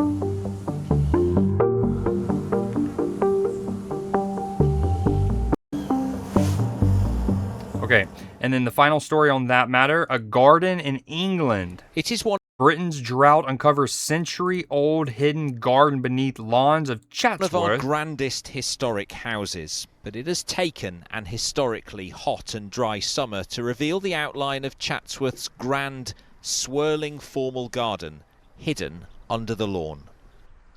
So this would have been quite an ornate gravel pathway surrounded by intricate flower bed patterning. It is a rare glimpse of what was the Great Parterre, created by the first Duke of Devonshire in 1699, but which lasted just 30 years when his grandson turfed it over. It's taken 300 That would piss me so. That would piss me off so much if my grandson just turfed it over. For this ghost garden to re-emerge. You can see behind me there's a large extent of central path, and those swirls are really detailed. It's a wonderful opportunity to see a layer of history that we don't normally get to see here. It's happened because some parts of the lawn have dried out and burned more quickly than others. That's because the areas covering the old flower beds and pathways have much shallower root systems, denying the grass nutrients and moisture. We knew that. We knew and that. So revealing once again the intricate geometry of the garden beneath. The same phenomenon in reverse has revealed trenches in North Wales used for practice during the First World War. Deeper areas that... Oh my god, that's cool! That is so cool! These were trenches used in northern Wales to practice for combat during World War I. Have stayed green in a parched landscape. It's even allowed archaeologists to discover this Iron Age farmstead with its distinctive double ditches for the first time. Double ditches. We're still missing big Roman forts, huge stretches of Roman roads to understand how the Romans conquered Wales. And a summer like this, we're getting new data, new sites. It's starting to change our ideas about the landscape of the past. When it does eventually rain, these traces of history will sink back into the soil. But with drought becoming more common, it is unearthing secrets without us even scratching the surface. Ben Chapman, ITV News. It is one of our grand... Chatsworth. Okay, and the last story. Now, y'all might know that what we've tried to do as the penultimate story in each Newsday week is generally do like a news segment from the past. So like last week, we did this story from a 1990s local news story about an indestructible piece of fruitcake, right? Now, normally we want them to be old. I didn't find one this week, or I didn't look hard enough to find one, however you want to word it. But I do have this New Jersey time capsule open for the 250th anniversary. A piece of history was finally unsealed today after 4 decades underground as America prepares to celebrate its 250th anniversary. A New Jersey town gathered to open a time capsule buried Way back, way back in 1984. Naomi Ruckham has the story from Scotch Plains. A historic day in the township of Scotch Plains. A parade, a ceremony, and a look back in time. Open the time capsule. All right. For a moment, it looked like history might stay locked away. The 1984 time capsule, buried during Scotch Plains' 300th anniversary, put up a fight. It took multiple people and more than a few laughs before it finally gave way, thanks to scissors, box cutters, and finally a pry bar. It looks like school children in the 1980s got together and wrote stories about what their lives were like in Scotch Plains in 1984. Inside, history revealed. Newspapers, old photographs, t-shirts, coffee mugs, videotapes, and documents that hadn't seen daylight in more than 40 years. For some in the crowd, it was also a reunion with their own past. Dude, yeah, I agree. Like, I feel like with time capsules, we really need to let them stew. And, you know, we've shown several time capsule stories in the last however many months. And I feel like a lot of times they're getting opened in less than 50 years. And I feel like we got to let time capsules stew a bit, right? Like, if there hasn't been enough time for at least some of, like, the Earth's, you know how, like, the reason we know this, let me put you all in a game. The reason that we know that, like, a meteor killed the dinosaurs on the planet is because you can look at, like, soil levels throughout X amount of time, and you're like, dinosaur fossil here, dinosaur fossil here, dinosaur fossil here, dinosaur, and you can see it through time and across the world. And then at one layer, all of a sudden, at that point, across the world, we no longer see, no nation has found a fossil at a certain level or layer or higher, right? Along those lines, I feel like a time capsule needs to have like at least a half a layer of good earth to like go past where the time capsule was before we should open it. What's in there? I have no idea what I put in there. Paul believes that it was something. Now, on one hand, now that they're interviewing this guy, let me pivot a little bit. And this is a little interesting because they're interviewing one of the kids who put stuff in there. Now, that's kind of cool. It also reminds me of something, I don't know why, but I'm getting very It, you know, the scary movie It, and the TV show Welcome to Derry. It's giving me those vibes for whatever reason. But I guess my point is, in one way, I do like the concept of if a group of kids put stuff in a time capsule, I do like them opening it before they start passing away. But generally speaking, our time capsules need to marinate longer. Shoplifting. I remember being at St. Also, shout out this woman in the back for her Care Bear or Trolls t-shirt. Paul believes that it was something about Trolls? Troll dolls. Those are troll dolls. Shoplifting. I remember being at St. Bart's and we had to write letters and they collected them for the capsule. They were giving these out during the Scotch Plains Tercentennial, and I got a couple of these at home, and I think John still has one too.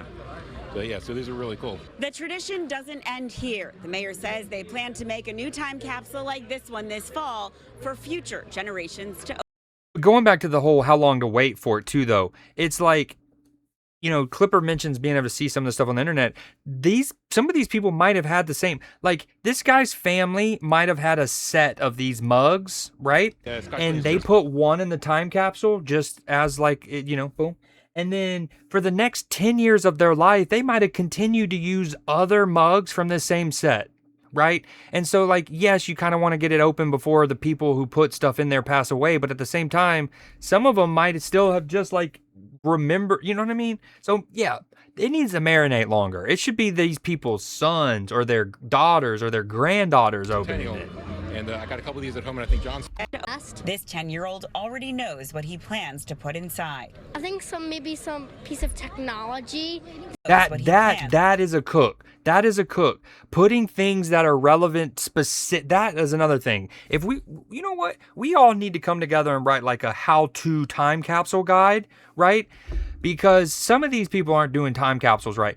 I don't want ceramics. I don't want a ceramic item in my time capsule. Why? Because we know ceramics can last thousands of years, right? What I want is it to be like a screenshot, a quick little flash. And that's what a time capsule should be. Like, it's that moment in time encapsulated, pardon the pun. But but like the technology that's relevant. Maybe even like kids, if they're gonna add it, like these kids, maybe even, dare I say, putting popular like memes. Ideally, you don't take up too much space, maybe one sheet of paper, but you might have like 6, 7. And again, we don't want to take up too much space with that kind of stuff. But that way, when they look back, they're not only like, oh my God, we did have that kind of piece of technology, but they could also be like, oh damn, we were 6, 7ing back then, weren't we? That kind of stuff. To put inside. I think maybe some piece of technology to see how far we. Yeah, this kid's advanced. based. And I like 4 him. decades may seem long to the youngest Americans, It it's doesn't. recent memory for many here. In Scotch Plains, New Jersey, Naomi Ruckham, CBS News, New York. VHS tapes that we can't use anymore. Although VCRs are back in business, that we've been talking about the retro boom. 99% of the time just contain dumb shit. Yes, that's what I'm saying. We need like bits of technology. That's a good one. Hold on. I wonder if there's like best time capsule openings. I just don't want an AI video. Okay, here we go. Now we're talking. This is a cook. Hold on. Oh, we've shown this before. We must have shown this. You just saw my scrubber was all the way up here. Hold on. It was open last night to great fanfare. I'm dying to know what was inside. Vanita Nair is here to show us. $17.90. Oh, that's another great idea. Actually, you know what? A gas receipt. That's a good one. There should be a couple staples, like some receipt, whether it's gas or groceries, but one of the like necessities of the time, and a receipt so people can put in perspective how much prices have changed. I love that. Another standard that should be is a newspaper for the day that you're putting it in, or maybe the day before or something. But I also think that should be a staple. Significant. Please tell us. Yeah, menu from a restaurant, gas receipt, groceries. I had the same reaction. Good morning to you. The time capsule. Like, remember when we only paid $5.56 per gallon? Yeah, for real. State House last month, before it could be open, preservationists spent more than 3 days. Remember before the water wars, when we had it in plastic bottles? The debris and loosening the screws that had sealed the time capsule shut. Under an iconic Wait, hold on. I like her little. That had sealed the time capsule shut. He does like a little waddle at the end. Of George Washington crossing the Delaware. By the way, if we were playing Mecha Chameleon and I was hiding on this portrait, y'all wouldn't find me. Just wouldn't.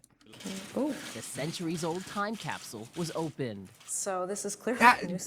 I want to see my time capsule have oxidation on it. That's the kind. Earlier I talked about layers of earth. Fuck that. I need to see rust. I want to see oxidation. Its contents appear to be in remarkably good condition. Conservator Pam Hatchfield used a bamboo strip, Pam's my goat. porcupine quill, even her grandfather's dental tool. Oh, that's nice. To loosen and lift layers of newspapers that had been folded and crammed inside. This is only 1.5 inches deep, so it's kind of like a clown car right now. Only 1.5 inches deep. That's something we're familiar with, huh? Perhaps the most significant artifacts were at the bottom of the brass box. There's a pine tree shilling from 1652 is right there. The shilling was a coin minted by the Massachusetts colony in defiance of the British Parliament. That is that's a find. Cool. Boston College history professor Alan Rogers thinks Samuel Adams and Paul Revere may have been trying to send a message by why is including Paul them. Revere and Jack Black doppelgangers? Yes, I do. Mecha Chameleon's awesome. I haven't played it much in the last couple weeks. Paisley still plays it. And I'm sure at some point in the next couple of days, between the combination of you two can convince me to hop on it again if need be, and us play in the Discord. He looks like Jack Black. Guess that. Whoa, I was not ready for that. They wanted to hint that the printing of those coins may have been the first step toward independence. Also inside, USA, records, USA. An imprint of the seal of Massachusetts, a George Washington medallion, there it is, and a silver plate marking the day the box was buried, July 4th, 1795, 20 years after America's independence. Laid by His Excellency Samuel Adams, Esquire, assisted by the Most Worshipful Paul Revere. I think it's always exciting to remind all of us what it is that this country is about, to remind the American people of how it was built. There were 24 coins in the time capsule, some of them from I'm a proud masshole, hell yeah. First discovered, opened, and then resealed. This time, the contents will temporarily be put on display at Boston Museum of Fine Arts before they are reinterred at the State House. And that's the other big debate. Do we want to, in any way, inflict upon history by refurbishing the coins, by opening up the newspaper, and when they reseal it, should they put something from the 21st century inside of it? Why not? Why, yeah. It's easier than the first. Yes. Yeah, put an iPhone in there. I know. But there was Yes. something very exciting to know that something that Paul Revere had touched that you could now look at years later. I thought it was such a cool story. Remarkable good condition, too. Yeah, great story. Very nice story. Thanks, Vanita. So dope. Okay. Whoa, time capsule from 2000? I don't know about that one. Okay, final story for this Newsday on this August 11th.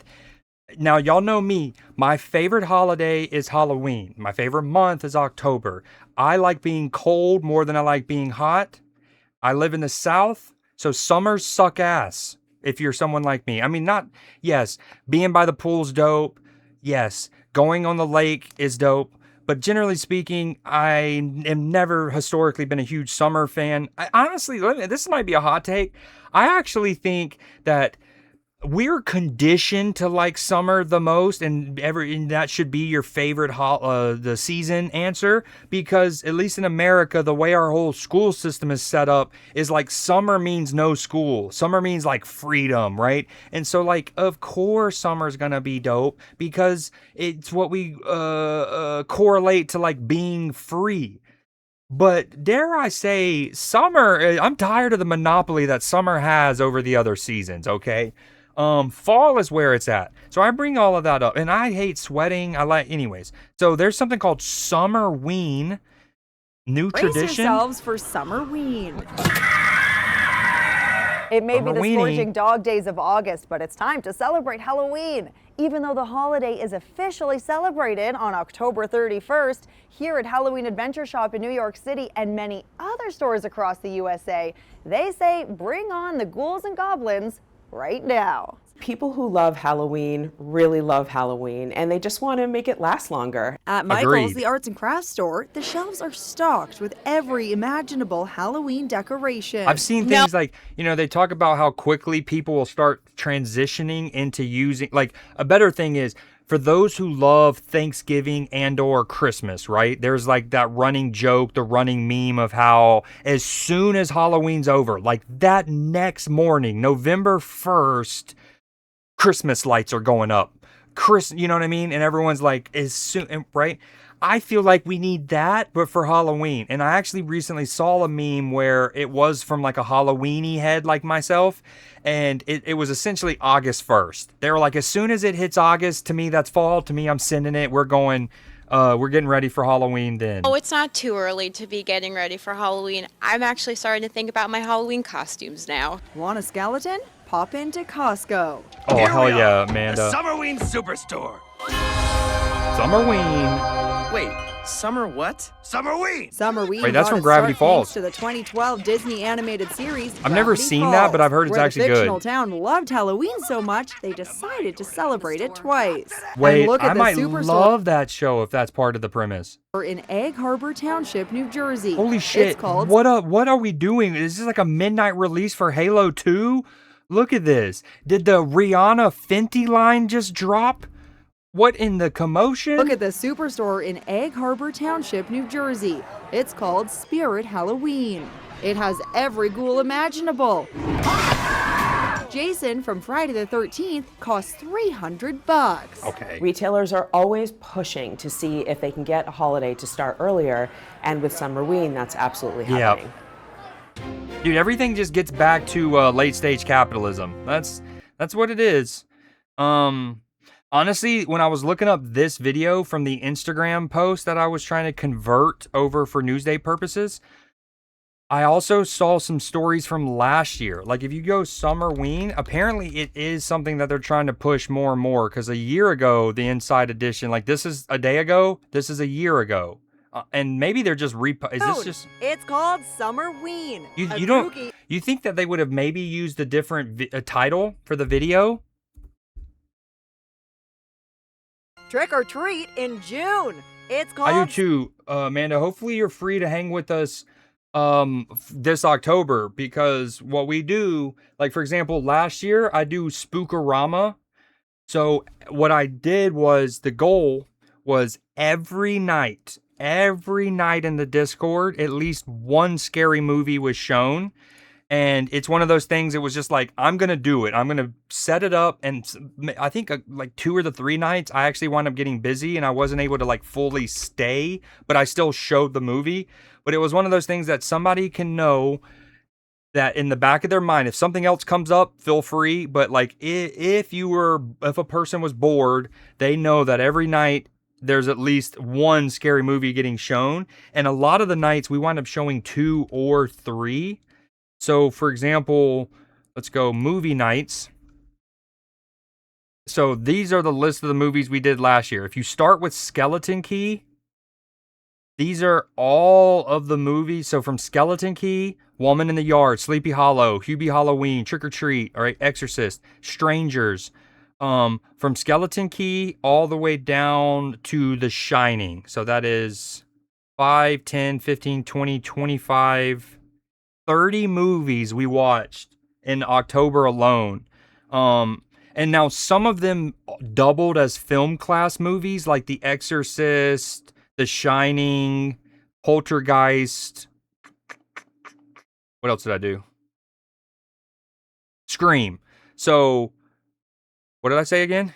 Exorcist, Poltergeist, Scream, The Shining were all film class movies, but all of the other ones we watched in the Discord. So, that is very much something I'm thoroughly looking forward to doing again. Spookorama 2.0. Bigger, faster, stronger, scarier. Meaner, girthier, cuter even. Okay. Whoa, hold on. Well, I actually meant to show this story. Well, welcome back to 10 Tampa Bay News. Just minutes ago, the big Tampa Bay Brick Fan Expo wrapped up out at the Florida State. That is a mouthful. The big Tampa Bay Brick Fan Expo. Fairgrounds. 10 Tampa Bay News reporter Nick Volturo got a closer look at some of the extraordinary displays. Yeah, and the displays get more impressive. Is that a La Sagrada Familia back there? Year after year. We're talking about 50,000 square feet of My man's recreated Disney World in this bitch. Lego brick builds, and whether you want to enter the most magical place on earth and the Magic Kingdom over here at Disney, or if you take a walk down, you could see Lin-Manuel's Miranda's Hamilton, one of the most famous plays. Some people have their favorite sports teams, or maybe your least favorite. A little Naboo Starfighter? Favorite sports team.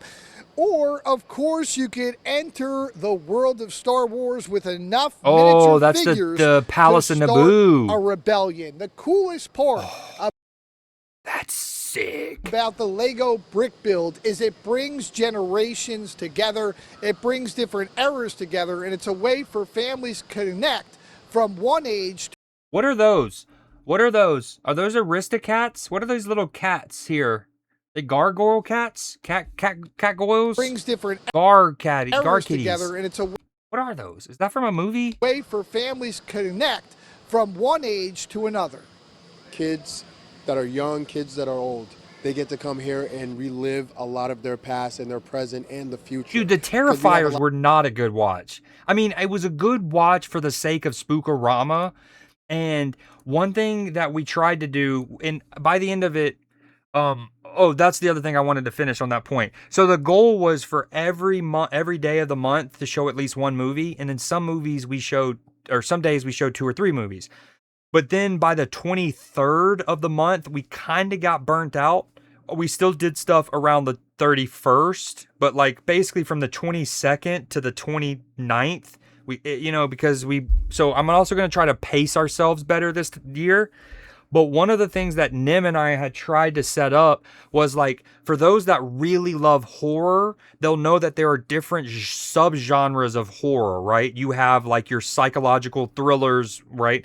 You have the ones that are known as found footage. Found footage might be like the Blair Witch Project. Think of like it's made to shoot like it's a camcorder or like a home movie. They're called found footages.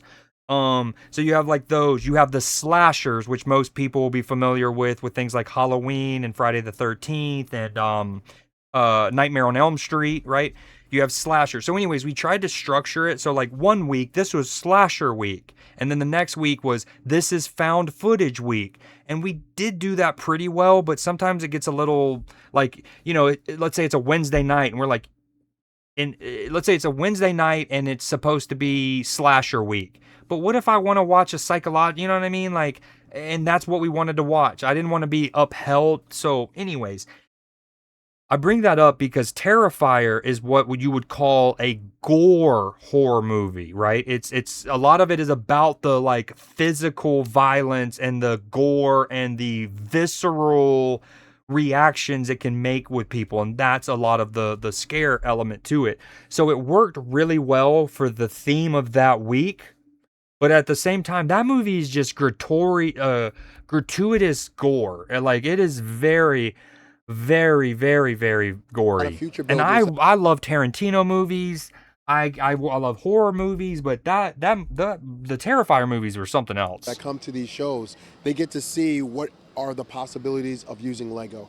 Usually we get them in a box. Lux is sneaking around the kitchen at 9:45 p.m. apparently. Box, toss the instructions, take the pieces, and build something totally different. Okay, that's super dope. All right, that is Newsday for this evening. I hope y'all enjoyed it. I work hard on it. I try to make this as smooth and in and out of stories as possible. One thing I need to do, admittedly, I need to get back into this rhythm, is I think when I was doing Newsdays at my absolute peak, what I was doing was sifting through the stories that I would send myself, right? And I would basically vet them. I would be like, yep, this is Newsday worthy, and I'd put it up. And then other ones, I'd be like, I definitely want to show stream this, but I don't think it's Newsday worthy.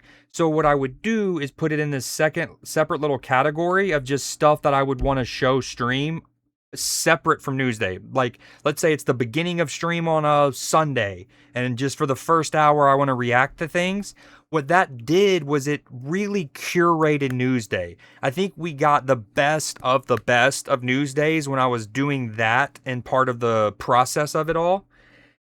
The last couple weeks, because we've been in a rut, as y'all know, yada yada, I haven't done that technique in setting it up a lot because I've switched over to doing these Google Slides. But anyways, long story short, going forward, I'm going to try to get back into that and like filtering the very best. So Newsday is just like pure sexo.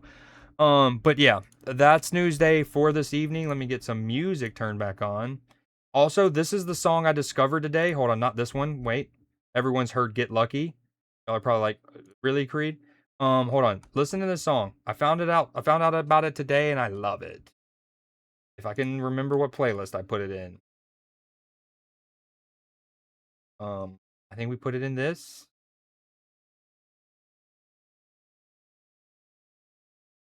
We might have too many playlists, people.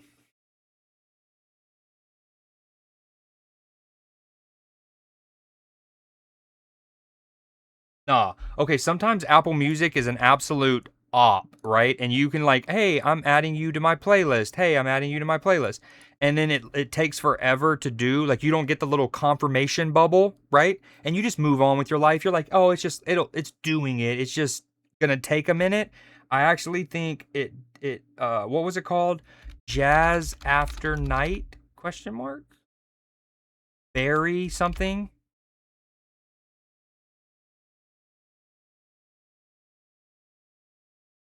Oh, dude, of course. I played it at the beginning of stream. Am I going to have to pull up my VOD to find out the name of the song? This is very sad. Shit, probably never. This is very sad. Shit, probably never.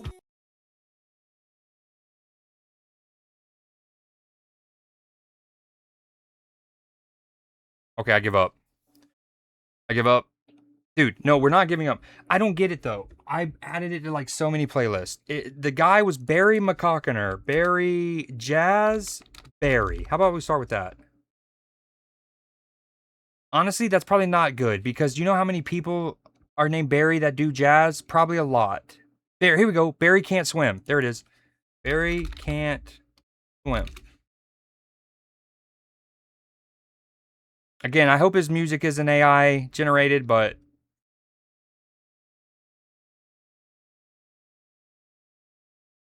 it's from this album. Here we go. This is it. Dude. Okay, I'm gonna send y'all off. I'm about to end stream. But I am gonna hang out in the Discord, I believe. I don't know. Hit me up. I will holla at you guys. Amanda, thank you so much for the raid. Hopefully we can play some Mecha Chameleon over the next couple days. Just look for us in the Discord and then also next week, Jackbox. I'm so down for that. But I will see you guys. Thank you so much for being here for Newsday. Y'all know the drill. Night night. Keep your buttholes tight or don't. It's up to you. I don't know how this vertical works. I think I probably need to make a new scene with this. Hold on. Ending. Oh, y'all still see me. Y'all still see me for now. Yeah.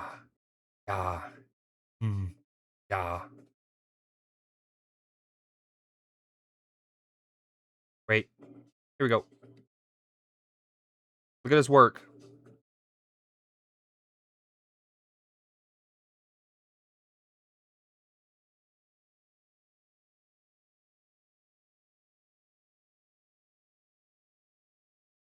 All right, everybody. I appreciate y'all being here for real. I will see y'all in the Discord either tonight or imminently. Stay cute. Stay classy. San Diego. Wait, hold on. If you're listening to this song, though, real talk. In a moment, already it's very chill, right? All right, hold on. Actually, I got to go back. Y'all got to see this. It's already very chill. And in about a minute, it starts getting so funky that earlier I could not stop moving my ass in the most subtle and classy way. I'm talking shaking cheek. Just wait. Give it a minute. All right, I'll see y'all.